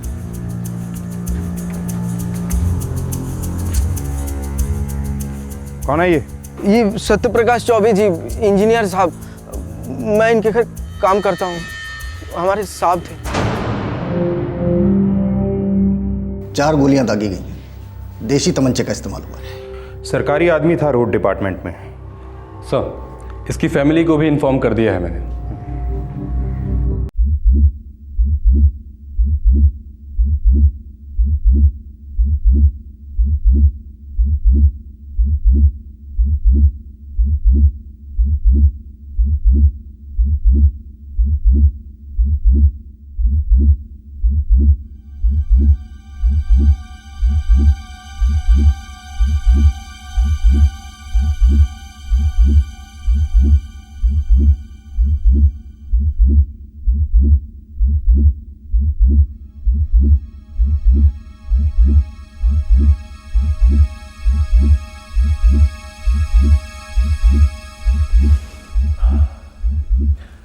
देखिए, अभी हमें कोई लीड नहीं मिला है, लेकिन पूछताछ से लगता है कि कौन लोकल चोरों का गैंग होगा। क्या बता सकते हैं कि क्या क्या था उनके पास जो गैंग चुरा ले गया? कोई कीमती चीज लेके आ रहे थे वो? कहा है भैया, बोल काहे नहीं रहे हो? बोलेंगे नहीं तो इन्वेस्टिगेशन कैसे होगा भाई? सर, भैया का ब्रीफ केस, उनका पर्स, मोबाइल फोन, सब कुछ मिसिंग है सर। ब्रीफ केस में कैश था? सत्य प्रकाश के पास कभी भी बहुत ज्यादा पैसे नहीं होते थे, लगभग 3000 होंगे। बनारस कौन काम से गए थे का? घरेलू मामला था। कैसा घरेलू मामला? बेटी की शादी पक्की कराया था। बनारस से लौटने का जल्दी का था? सर, भैया हर बार स्टेशन पे अपनी गाड़ी मंगाते थे, इस बार गाड़ी में कुछ खराबी थी सर। यह हमरे सवाल का जवाब तो नहीं ना हुआ। इतनी जल्दी कहा थी बनारस से लौटने की? रात के 3 बजे वो इलाका किसी चंबल के बीहड़ से कम नहीं होता है, और ऐसे में रिक्शा करना अपनी शामत को नौता देना है। सर, कुछ तो सुराग मिला होगा। कौन थे वो लोग सर? अरे कह तो दिए हैं किसी लोकल चोरों का गैंग है। सारी शाम और रात कुछ हाथ लगा नहीं होगा, फिर तुम्हारे भैया सामने आ गए होंगे, सब कुछ मांगा होगा उन्होंने, इनने मना कर दिया होगा, बदले में दाग दी गोलियां, और क्या?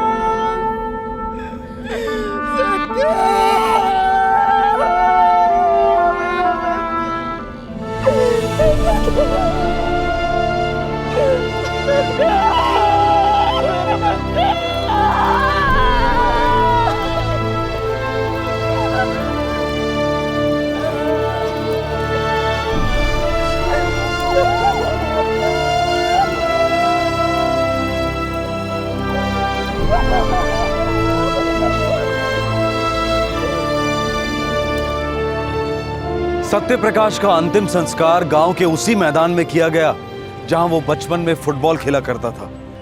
सत्य प्रकाश एक असाधारण लड़का था। उसके उसूल उसकी रोजमर्रा की जिंदगी से बहुत ऊंचे थे। अपनी छोटी सी जिंदगी उसने सिर्फ देश के लिए जी। उसकी मौत को एक आम जुर्म बताया जा रहा था। तहकीकात चोरों के लोकल गिरोह की तरफ इशारा कर रही थी, लेकिन क्या यह हकीकत थी? भैया प्रमोशन के बाद दोबारा कोडरमा प्रोजेक्ट ज्वाइन करने वाले थे 1 दिसंबर से, वो भी प्रोजेक्ट डायरेक्टर की पोस्ट पर। कोडरमा, ये वही जगह है जहाँ से उसने करप्शन के खिलाफ दिल्ली को लेटर्स भेजे थे। इसीलिए तो उनका गया ट्रांसफर कर दिया गया था। अच्छा, मतलब कोडरमा वाले उसके लौटने की खबर सुनते ही कांप गए होंगे, और वो भी प्रोजेक्ट डायरेक्टर की पोस्ट पर लौट रहा था हमारा सत्या। खटिया खड़ी कर देता सबकी। हमें आवाज़ उठानी चाहिए, लड़ना चाहिए। आखिर सत्या की जिंदगी के बहुत मायने थे। और ये मर्डर एक साजिश है, कोई आम जुर्म नहीं। कई लोग शामिल होंगे। आफ्टर ऑल करप्शन के झंडे तले सारा सिस्टम एक हो जाता है। ये लड़ाई लंबी चलेगी।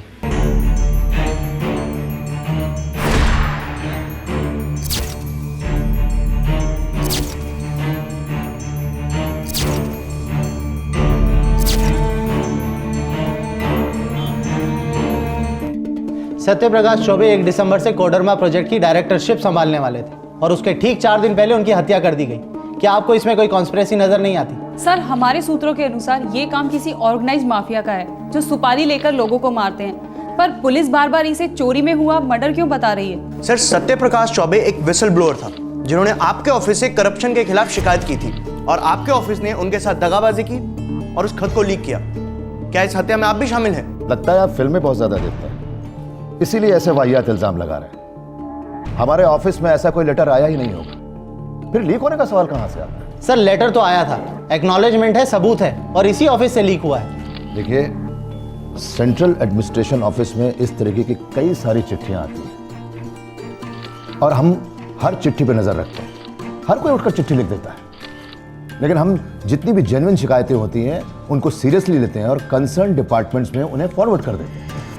सारे इंपॉर्टेंट लेटर्स मैं खुद पढ़ता हूं और मुझे सत्यप्रकाश की ऐसी कोई चिट्ठी याद नहीं। सर, मेरे पास इस लेटर की एक कॉपी है जो कि कल सुबह के अखबार में छपेगी। देखते हैं आपको याद आती है या नहीं। देखिए, वो लेटर हमारे ऑफिस से किसी दूसरे डिपार्टमेंट में चला गया होगा, हो सकता है वहां से लीक हुआ। सत्यप्रकाश चौबे लिखते हैं, सर मैं अपनी आइडेंटिटी गुप्त रखना चाहता हूं, पर ऐसा तो हुआ ही नहीं सर।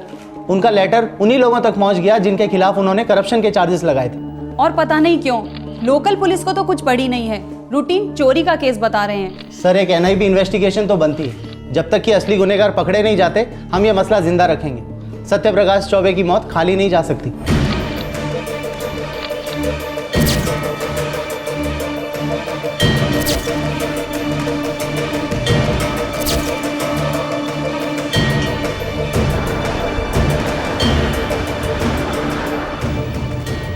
सर, लोकल पुलिस ने अभी तक कोई प्रोग्रेस नहीं की। FIR? सर, FIR के मुताबिक मौत गोली लगने से हुई है। बटुआ और मोबाइल दोनों गायब है और एक ब्रीफ केस जिसमें 3,500 रुपए थे वो भी गायब है। Cell phone records मंगवाओ।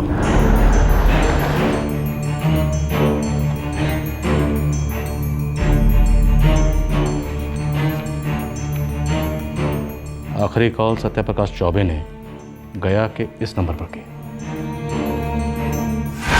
Hello, driver संतोष? हाँ बोल रहा हूँ, आप कौन बोल रहे हैं? और उससे ठीक 3 घंटे पहले एक और कॉल की, वो गया के इस नंबर पर। हेलो।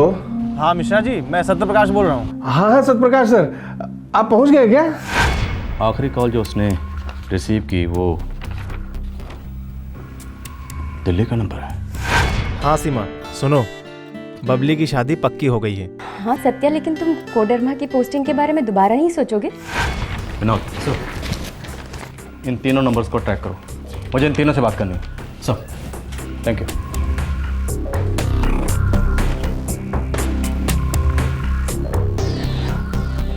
सर जी, सत्यप्रकाश साहब का जो रेगुलर ड्राइवर है नदीम, वो ईद की छुट्टी पर था, तो मैंने संतोष ड्राइवर को बुला लिया था। नदीम सुबह सत्यप्रकाश को सर्किट हाउस से गया रेलवे स्टेशन छोड़ने गया। जी, उसके बाद वो छुट्टी पर चला गया। और संतोष ने सत्यप्रकाश को बताया कि गाड़ी खराब है, वो उसे लेने नहीं आ सकता। जी सर, ऐसा ही बताया था उसने तो। मिश्रा, मुझे इन दोनों ड्राइवर से बात करनी है। सर, संतोष को तो मैं आपके पास भेज दूंगा, लेकिन इस नदीम का कुछ पता नहीं चल रहा है। जब से छुट्टी पर गया है लौटा ही नहीं, कोई फ़ोन भी नहीं लग रहा है उसका। मैं नहीं जानता वो कहाँ है। पता लगाइए, लेकिन उससे पहले ये संतोष। सर जी, मैं ही गाड़ी लेके जाने वाला था साहब को लेने, लेकिन गाड़ी में खराबी थी। कैसी खराबी?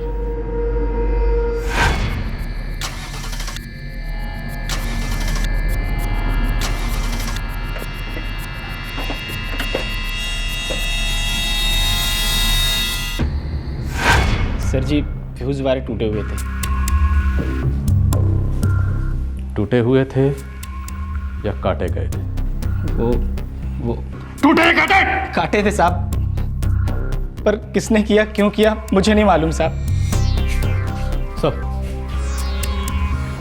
सबने सर, सत्यप्रकाश को वाराणसी स्टेशन पर जो दिल्ली से कॉल आया था वो सीमा नाम की लड़की का था, दिल्ली की है।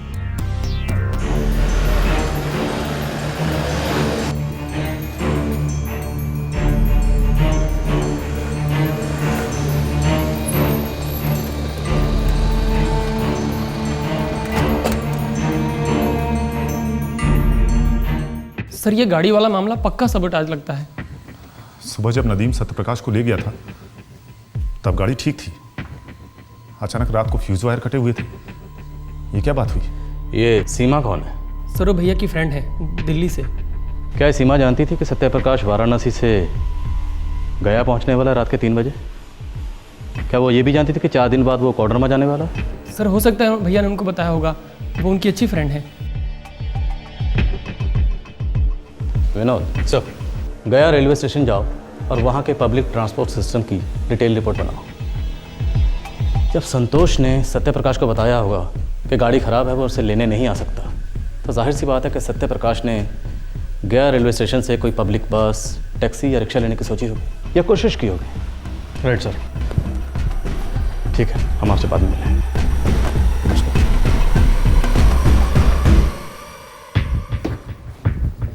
सर ज़्यादातर रिक्शा जी हैं, वो भी साइकिल रिक्शा।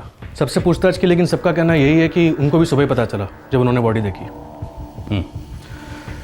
हम कोडरमा के लिए रवाना हो रहे हैं। सत्यप्रकाश के मोबाइल की ट्रैकिंग जारी रखो। जैसे ही स्विच डाउन होगा हमारी इन्वेस्टिगेशन ऑन हो जाएगी। सर वो दिल्ली की लड़की सीमा वो परसों आ रही है। गुड, तब तक हम वापस आ जाएंगे। कोडरमा, जहाँ से सत्यप्रकाश को ट्रांसफ़र किया गया था, जहाँ वो दोबारा पोस्टिंग के लिए जा रहा था। Right sir.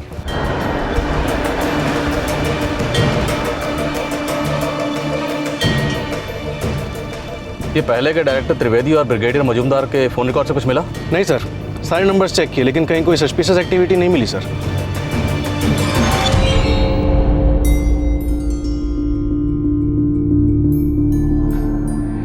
अब हर किसी को हम पर ही शक होगा। हम हर कोई नहीं है मिस्टर त्रिवेदी, NIB है, नेशनल इन्वेस्टिगेशन ब्यूरो। हाँ है, शक है आप पर कि आपने सत्यप्रकाश चौबे की सुपारी दी और इस कदर दी ताकि आपका नाम कभी सामने ना आए। देखिए राठौर साहब, आप हम पर इसलिए शक कर रहे हैं क्योंकि सत्यप्रकाश को यहां से ट्रांसफर किया गया था, लेकिन मैं आपको एक बात बता दूं, सत्यप्रकाश की ट्रांसफर में मेरा कोई हाथ नहीं था। पर आपकी सस्पेंशन में तो उसका बहुत बड़ा हाथ था। उसने खुद अपने हाथों से चिट्ठी लिखी थी और दिल्ली भेजी थी। आप सबका पर्दाफाश किया था, और आपका भी, ब्रिगेडियर साहब, और आपके सारे कॉन्ट्रैक्टर्स का भी। देखिए राठौर साहब, सत्यप्रकाश ने देश के सबसे ऊंचे ऑफिस को चिट्ठी लिखी थी। उसके बाद तो हम उसे टच भी नहीं कर सकते थे। मरवाने का तो कोई सवाल ही नहीं पैदा होता। सवाल तो सारे मर गए। वो सारे सवाल जो सत्यप्रकाश चौबे ने उठाए थे, जिनके जवाबों के लिए वो लड़ रहा था। उस आदमी को मौत का खौफ नहीं था मिस्टर त्रिवेदी। अगर वो यहां दोबारा पोस्टिंग पे आता तो तुमसे 1000 सवाल पूछता, वो सारे सवालों पर पहुंचते। उसे चुप करवाने का तुम्हारे पास सिर्फ एक तरीका था, वही तुमने किया। नहीं किया ऑफिसर, नहीं किया। आप भले ही हमें करप्ट विलन के नजरिए से देख रहे हैं, पर सच्चाई यह है कि अगर करप्शन लड्डू है तो हम सिर्फ चींटियां हैं, और उस लड्डू को निगलने वाले हाथी कहीं और बैठे हैं। वहां की तो आपको इंक्वायरी की परमिशन भी नहीं मिली होगी, और शायद कभी मिलेगी भी नहीं। अगर आप नाम बताएंगे तो हम उनसे भी पूछताछ करेंगे। बताइए ब्रिगेडियर साहब,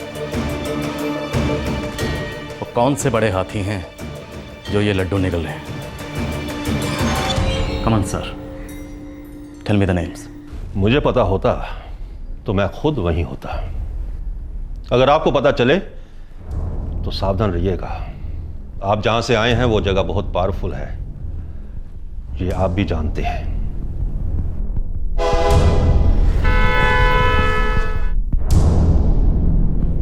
जी सर, सत्यप्रकाश ने एक बार नहीं कई बार मुझे बताया था कि वहाँ के लोकल कॉन्ट्रैक्टर्स उसे जान की धमकी देते हैं। उस रात जब आपकी सत्यप्रकाश से फ़ोन पर बात हुई, उस वक्त उसने किसी धमकी का जिक्र किया था आपसे?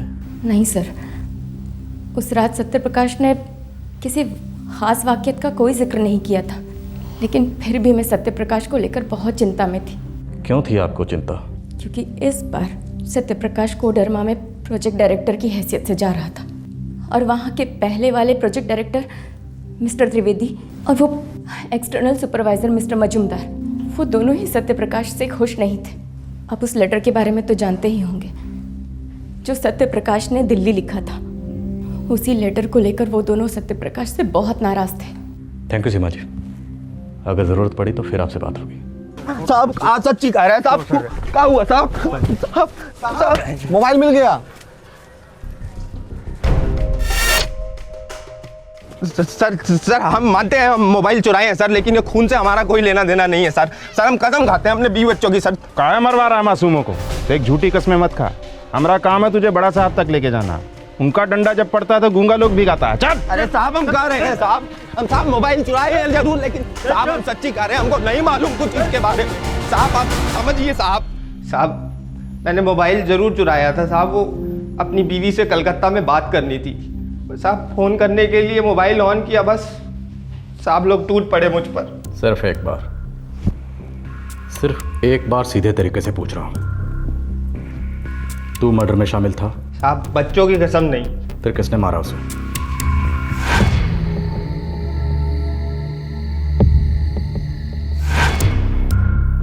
उन तीनों के नाम और पता बोल। नाम और पता साहब मैंने पहले कभी उनको देखा नहीं था, दोबारा देखूंगा तो भी नहीं पहचान पाऊंगा साहब। वो चेहरे ढके हुए थे, उनके पास पिस्तौल थी साहब।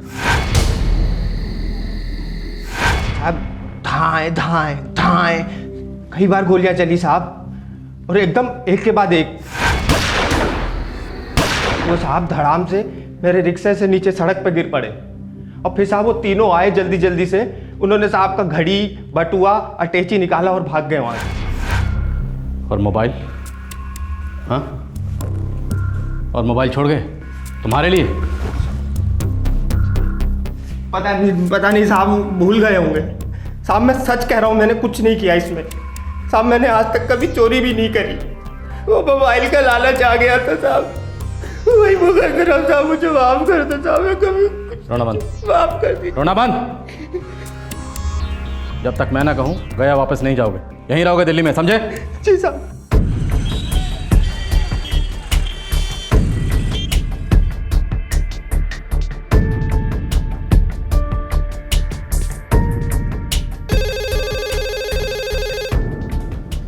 हेलो सर, हम संजय बोल रहे हैं, सत्यप्रकाश चौबे के भाई। हाँ संजय बोलो। सर उस रिक्शा वाले ने कुछ बताया? नहीं, ऐसा कुछ भी नहीं जो हम पहले से नहीं जानते। सर वो आई विटनेस है, मैं उससे खुद बात करना चाहता हूँ सर। श्योर, वो दिल्ली में ही है, तुम आ जाओ बात कर लो। जी थैंक यू सर। जी साहब, उन लोगों ने साहब के हाथ से घड़ी निकाली थी। तुमने ठीक से देखा?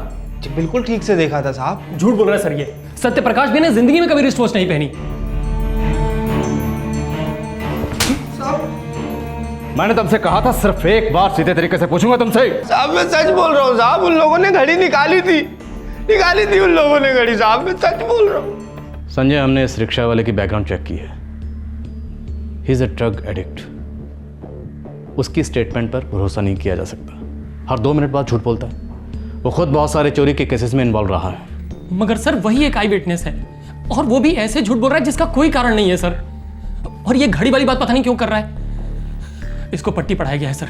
साजिश सर, यहाँ बहुत बड़ी साजिश हो रही है। अगर वाकई कोई साजिश है तो हम उस साजिश की तह तक जाएंगे, लेकिन इस वक्त हमें कोई साजिश नजर नहीं आ रही है। सॉरी।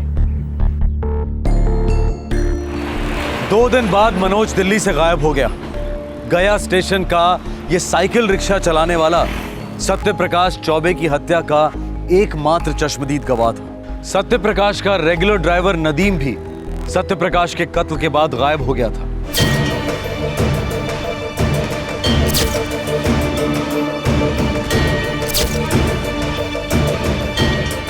सर, ये मनोज रिक्शा वाला का किस्सा खामखा इतना उछाला जा रहा है। ऐसे ड्रग एडिक्ट्स आए दिन गायब होते रहते हैं। लेकिन सत्यप्रकाश चौबे जैसे लोग रोज पैदा नहीं होते राठौर, और ना ही रोज मारे जाते हैं।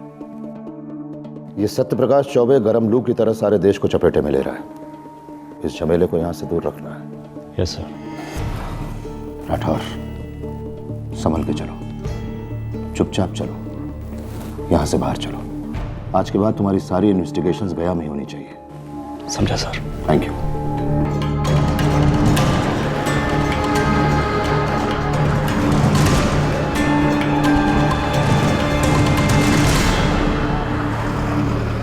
राठौर सर, हम तो कहते हैं कि एक बार हम अपने खबरियों के नेटवर्क को ऑन कर देंगे, कोई ना कोई सुराग जरूर मिलेगा सर। इनाम का ऐलान कर दो।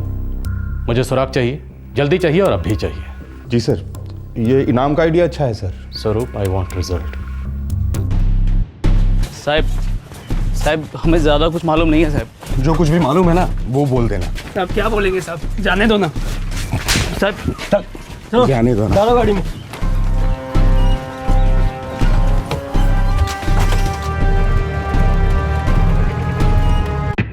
सर, ये दोनों मोहित और शंकर हैं, पैदाइशी चोर हैं, कई केस में इन्वॉल्व भी रह चुके हैं, सालों ने जेल भी काटी है।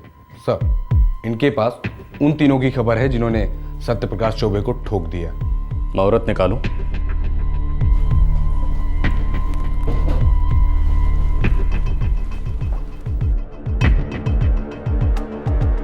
मुहूर्त निकालूं या अपने आप शुरू हो जाओगे? साहब हम एक गैंग के लिए काम करते हैं, मगर हमें नहीं लगता कि वो तीनों हमारे गैंग के हैं साहब। कोई बात नहीं, तुम नाम बताओ सबके, हम सबसे पूछताछ करेंगे। नहीं साहब, मुझे नहीं लगता उन लोगों का हाथ है इसमें। साहब अगर हमने कुछ बता दिया तो वो हमें जान से मार देंगे। और अगर एक भी बात छुपाई तो मैं तुम्हें मार दूंगा, खुद ठोक दूंगा, यहां कनपट्टी पे या यहां सीने पे। क्या चाहते हो? पहले फिल्मों की तरह 5 गिनूं? हाँ?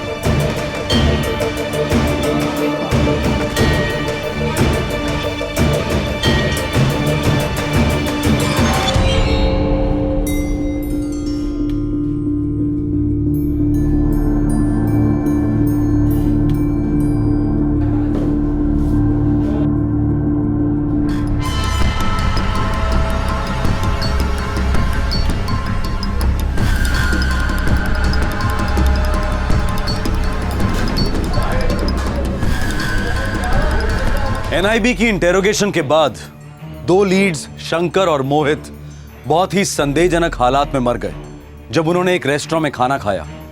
कुछ लोगों ने कहा सुसाइड और कुछ ने कहा मर्डर। इन 2 पेशेवर चोरों के रिश्तेदारों ने एनआईबी के खिलाफ धरना दिया, उन पर कस्टोडियल डेथ का आरोप लगाया, जिसका एनआईबी ने पूरी तरह से खंडन किया। माहौल काफी गर्म है साहब। So what? हमारी वजह से तो नहीं हुआ, हमने तो बस उनसे रेगुलर सवाल किए थे। ये हम समझते हैं ना साहब, इलाके की जनता नहीं ना समझती है। पूरा का पूरा इलाका माफिया के हाथों में है, उनका राज चलता है, उन्हीं का कानून चलता है यहाँ।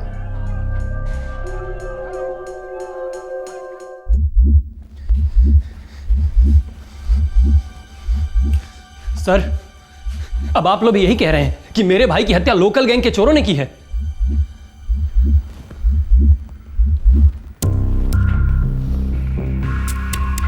देखो यंग मैन, तुम स्टूडेंट हो, अपना ध्यान स्टडीज पे दो और हमें हमारा काम करने दो। ये बच्चों की तरह बार बार आकर हम पर उंगलियां मत उठाओ। सर ये बात आप भी जानते हैं, ट्रिगर दबाने वाली वो महज 3 उंगलियां थी। असली कातिल कोई और है। कौन है? कौन है असली कातिल? त्रिवेदी है, ब्रिगेडियर मजूमदार है, यादव है, हरमेश सिंह है, या कोई छोटा मोटा कॉन्ट्रैक्टर? कौन है असली कातिल? शक शक होता है, सबूत सबूत, और इस वक्त हमारे पास सबूत नहीं है। वो लेटर सर जो मेरे भैया ने लिखा था। हाँ, लिखा था तुम्हारे भाई ने वो letter, the famous letter you are talking about. देखो यार, तुम्हारे भाई साहब लाखों में एक थे, बहुत उम्दा काम कर रहे थे। हम सबको उनकी मौत का दुख है, लेकिन हम जबरदस्ती ये साबित नहीं कर सकते कि उनकी मौत उस लेटर से जुड़ी हुई है या करप्शन के खिलाफ जो लड़ाई लड़ रहे थे उससे जुड़ी हुई है। समझ रहे हो तुम? नहीं सर, नहीं समझ रहा हूं। अगर करप्शन से जुड़ी नहीं है, लेटर से जुड़ी नहीं है, तो फिर मेरे भाई की मौत क्यों हुई? चोरी के दौरान उन्होंने चोरों को रोकने की कोशिश की, चोरों ने उन पर गोलियां चला दी। That's it. 3,500 रुपए, वो ब्रीफकेस, एक मामूली मोबाइल फोन, इन चीजों के बदले में 4 गोलियां दागी गई मेरे भाई पे। इम्पॉसिबल लगता है? 50 रुपए के लिए गोलियां चलाई जाती हैं, 50 रुपए के लिए।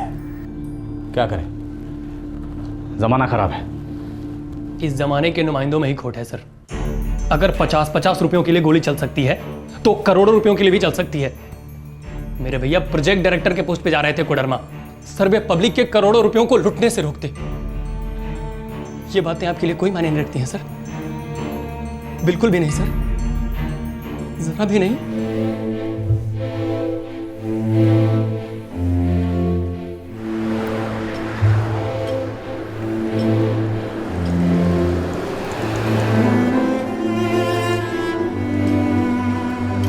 सीधे रास्ते पर बहुत कांटे हैं, बहुत चुभेंगे, खून भी बहेगा, लेकिन रुकना मना है, मुड़ना मना है।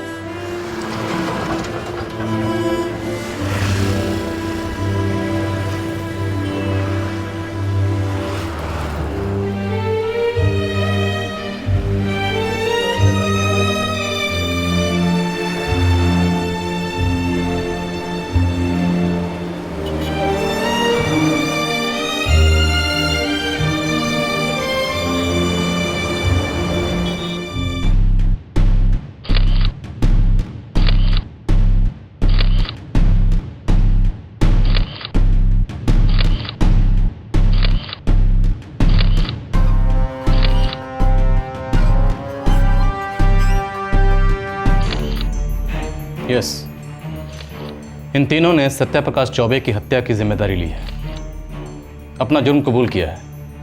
इनके नाम हैं बिल्ला, सुल्तान और गोपी। इन्होंने सरेंडर किया है या आपने इन्हें पकड़ा है मिस्टर राठौड़? पकड़ा। मिस्टर राठौड़ एक ही जश्मदीद गवाह था, रिक्शा चालक मनोज, और वो तो अनट्रेसेबल है। फिर इनकी शिनाख्त कैसे हुई? इन तीनों ने खुद अपना जुर्म कबूल किया है। इनके पास से सत्यप्रकाश की सारी चीज़ें मिली हैं, उनका बटुआ, उनका ब्रीफकेस और ब्रीफकेस के सारे डॉक्यूमेंट्स, और वो पिस्तौल भी बरामद हुई है जिससे सत्यप्रकाश चौबे की हत्या की गई थी। और इनका बयान मनोज के बयान से बिल्कुल मैच करता है। सर, कोडरमा के IHA ऑफिशियल्स या लोकल माफिया का कोई इन्वॉल्वमेंट? हम उनके खिलाफ रिट पिटीशन दायर करेंगे, करप्शन और मालफंक्शन की। सत्यप्रकाश चौबे की हत्या में उनकी कोई इन्वॉल्वमेंट साबित नहीं हुई है। मतलब आप भी यही कह रहे हैं जो गया पुलिस कहती आई है? ये एक चोरी का केस है जिसमें एक्सीडेंटली डेथ हो गई है? जी। यस। सबसे पहले मैं NIB को कांग्रेचुलेट करता हूं कि उन्होंने सत्यप्रकाश चौबे के हत्यारों को पकड़ लिया है। अब सबसे जरूरी बात, मैं इस बात को रिकॉर्ड पर डालना चाहता हूं कि सत्यप्रकाश चौबे ने जो लेटर भेजा था वो इस ऑफिस से कभी लीक ही नहीं हुआ। सुपर हाईवे प्रोजेक्ट में बहुत सारे करप्शन के केसेस सामने आए हैं और हम इन केसेस पर सख्त से सख्त कदम उठाने की कोशिश कर रहे हैं, लेकिन सत्यप्रकाश की मौत उसके लिखे हुए लेटर से संबंधित थी ही नहीं। It's a clear case of robbery. Sir, whistle blower act का घोर उल्लंघन हुआ है, क्या आपको ऐसा नहीं लगता? देखिए, हम विसल ब्लोअर एक्ट को और मजबूत बनाने की फिराक में हैं और इस मामले में कोर्ट में बहुत सारे PILs दर्ज हैं। बस इस बारे में मैं और ज्यादा बात नहीं कर सकता क्योंकि द मैटर इज सब जुडिस। Thank you. इस अदालत को अब कोई शक नहीं है कि तीनों आरोपियों ने IHA के प्रोजेक्ट डायरेक्टर सत्यप्रकाश चौबे को लूटा और उस दौरान उन पर गोलियां चलाईं, जिसके चलते मिस्टर चौबे की मौत हो गई। लिहाजा ये अदालत आरोपी बिल्ला, सुल्तान और गोपी को उम्र कैद की सजा सुनाती है। उन तीनों को सजा देने की क्या जरूरत थी? हमें तो मालूम भी नहीं है कि हमारे भैया के हत्यारे वही 3 थे। क्या आप इस लड़ाई को आगे ले जाएंगे? कैसी लड़ाई? किसके खिलाफ लड़े हम तो बोल बोल के थक गए हैं कि अगर वो 3 सिर्फ चोरी करने आए थे तो मेरे भैया उन्हें चुपचाप सामान दे देते, वो उनसे लड़ते नहीं। पैसे मेरे भैया के लिए कोई मायने नहीं रखते थे, वो तो जिंदा रहना चाहते थे ताकि अच्छा काम कर सकें। बाबूलाल जी, आप कुछ कहना चाहेंगे? जब किसी नेता या किसी बड़ी हस्ती को जान की धमकी दी जाती है तो उन्हें पुलिस की सुरक्षा दी जाती है। क्यों? क्योंकि वे देश के सेवक हैं। मेरा लड़का क्या था? मैं पूछता हूं, मेरा लड़का क्या था? वो भी तो एक सरकारी नौकर था जो भ्रष्टाचार के खिलाफ था, और उसे पुलिस की सुरक्षा नहीं दी गई, धमकियों के बावजूद नहीं दी गई। मैं जानता था मेरा लड़का आम नहीं है, तो उसके अंदर एक अद्भुत तेज है। मैंने इस तेज को देश की अमानत समझकर बहुत मेहनत से पाला। बहुत संभाल संभाल कर मैंने मेरे बेटे को देश को सौंपा था। उसके प्राणों की रक्षा होनी ही चाहिए थी। वो बहुत काम का था, देश के लिए बहुत कीमती था। मैं हाथ जोड़ता हूं सरकार के कि मेरे बेटे जैसे दूसरे होनहार बेटे बेटियों की सुरक्षा कीजिए जो देश के लिए कुछ करने निकल पड़े हैं। भ्रष्टाचार की चौखट पे उनकी बलि चढ़ना बहुत दुख की बात है। जीने दो उन्हें जीने दो। सर, नया केस।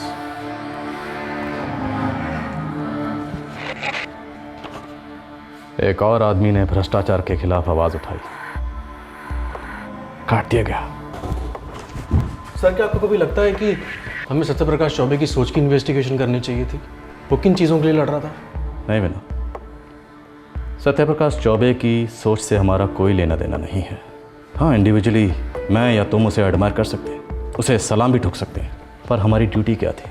एक मर्डर केस में हत्यारों को ढूंढना। वो हमने किया। स्टोरी खत्म। वाकई ख़त्म सर। 3000 रुपये के लिए 4 गोलियाँ, शायद एक एडिशनल मोबाइल, शायद एक रिस्ट वॉच, बस इतने के लिए उसको मार दिया गया। क्या ये स्टोरी पूरी तरह सच भी है सर? एक राजा था, बहुत कमीना और जालिम राजा। वो अपने दरबारियों को और प्रजा को बहुत डरा धमका के रखता था। एक बार उस राजा ने अपने दर्जी से कहा कि मुझे ऐसे कपड़े सीकर दो जो किसी के पास ना हो, और साथ ही ये भी कहा कि अगर मुझे पता चला कि ऐसे कपड़े किसी और के पास हैं तो तुम्हारा गला काट दूंगा। दर्जी बहुत डर गया। वो घर आकर रात भर बहुत परेशान रहा कि आखिर करे तो क्या करे, और सुबह उसने राजा के लिए एक सूट तैयार किया। हवा का सूट। हवा का सूट? हवा का सूट। वो हवा का सूट उसने राजा के नंगे बदन पर चढ़ाया। राजा बहुत खुश हुआ। सारे दरबारियों ने भी बहुत वाह वाह की। हवा का सूट पहने नंगा राजा अपनी प्रजा के बीच गया, उनकी राय जानने। प्रजा में भी सबने बहुत वाह वाह की। किसी की ये कहने की हिम्मत नहीं हुई कि राजा साहब, आप अपना तमाशा बना रहे हैं। दिन भर नंगा राजा अपनी नगरी में घूमता रहा। एंडिंग तो बोलिए सर। फिर एक बिंदास बच्चा आगे आया और जोर जोर से हंसकर बोला, ये राजा तो नंगा है। विनोद, मुझे इस कहानी का अंत तो नहीं पता, पर इतना पता है कि वो बिंदास बच्चा जिंदा नहीं बचा होगा। अब सवाल यह है कि सत्यप्रकाश चौबे आखिर कब तक जिंदा रहता। उस राजा को उसका नंगापन दिखा रहा था, उसे तो मरना ही था। सत्यप्रकाश चौबे जैसे लोगों को याद करना सेहत के लिए अच्छा नहीं होता। चलो इस केस को निपटा लेते हैं, कहीं ऐसा ना हो इसे निपटाने में भी 9 साल लग जाएं। 9 साल बहुत लंबे होते हैं। देश की संपत्ति की लूट और उसका विरोध करने वालों का कत्ल दोनों खत्म होने का नाम ही नहीं ले रहे। अखबार खोलिए, टीवी पर न्यूज देखिए, बड़ी बड़ी हेडलाइंस में रोज एक नया स्कैम और अंदर के पन्नों पर एक और आम बहादुर इंसान के कत्ल की न्यूज इतनी सी। क्या सत्य प्रकाश चौबे की आहुति रंग लाएगी? दुर्भाग्यवश नहीं। आम आदमी, आप और मैं आज भी 3rd क्लास रोड्स के लिए टोल टैक्स देते हैं। उन सड़कों पर सफर करते करते सफर करते हैं। शायद ये सड़कें कभी नहीं बनेंगी, शायद किसी भी स्कैम का आरोपी कभी भी उम्र कैद की सजा नहीं काटेगा, शायद विदेशी बैंकों में छुपा काला धन कभी नहीं लौटेगा। लेकिन हमारा इरादा निराशा फैलाना कतई नहीं है। पर यह सब कुछ क्या अपने आप ठीक हो जाएगा? बिल्कुल नहीं। हमें इसके खिलाफ आवाज उठानी होगी। आज क्राइम पेट्रोल दस्तक ने अपने 100 एपिसोड पूरे कर लिए हैं और इसीलिए आज के एपिसोड में हमने आपके सामने एक ऐसी कहानी पेश की है जो सत्येंद्र दुबे नामक एक सच्चे और ईमानदार आदमी की जिंदगी पर आधारित है। हमने ये केस इसलिए चुना क्योंकि हमें पूरा विश्वास है कि सत्य प्रकाश चौबे की जीवनी एक केस स्टडी है, उन मूल्यों की, उस आचरण की जो आज की हमारी युवा पीढ़ी और हमारी आने वाली नस्लों के लिए बेहद जरूरी है। ये एक जोरदार दस्तक है राजा और प्रजा दोनों के लिए कि भाई अब तो जागो, करप्शन लाइलाज रोग नहीं है। हमारा आज का क्राइम पेट्रोल दस्तक का ये 100वां एपिसोड हम भारत माता के उन तमाम बेटों और बेटियों के नाम अर्पित करते हैं जो करप्शन के खिलाफ लड़ाई में कुर्बान हुए। हम ये चाहते हैं कि भ्रष्टाचार को मात देने चले इन जांबाजों की कहानियां सिर्फ अखबारों और इंटरनेट पर ही ना हो, बल्कि बच्चों की टेक्स्ट बुक्स में भी हो। हमारी ये जिम्मेदारी बनती है कि हम देश के भविष्य को करप्शन के दीमक से वाकिफ करवाएं, जो हमें एक मजबूत और सही मायने में प्रगतिशील मुल्क बनने से रोकता है। आपसे फिर मुलाकात होगी क्राइम पेट्रोल दस्तक के एक और करारे एपिसोड में। तब तक अपना ख्याल रखें, सुरक्षित रहें। जय हिंद। इस तरह के और भी एपिसोड देखने के लिए हमारे चैनल को सब्सक्राइब करें और बेल आइकन दबाना ना भूलें।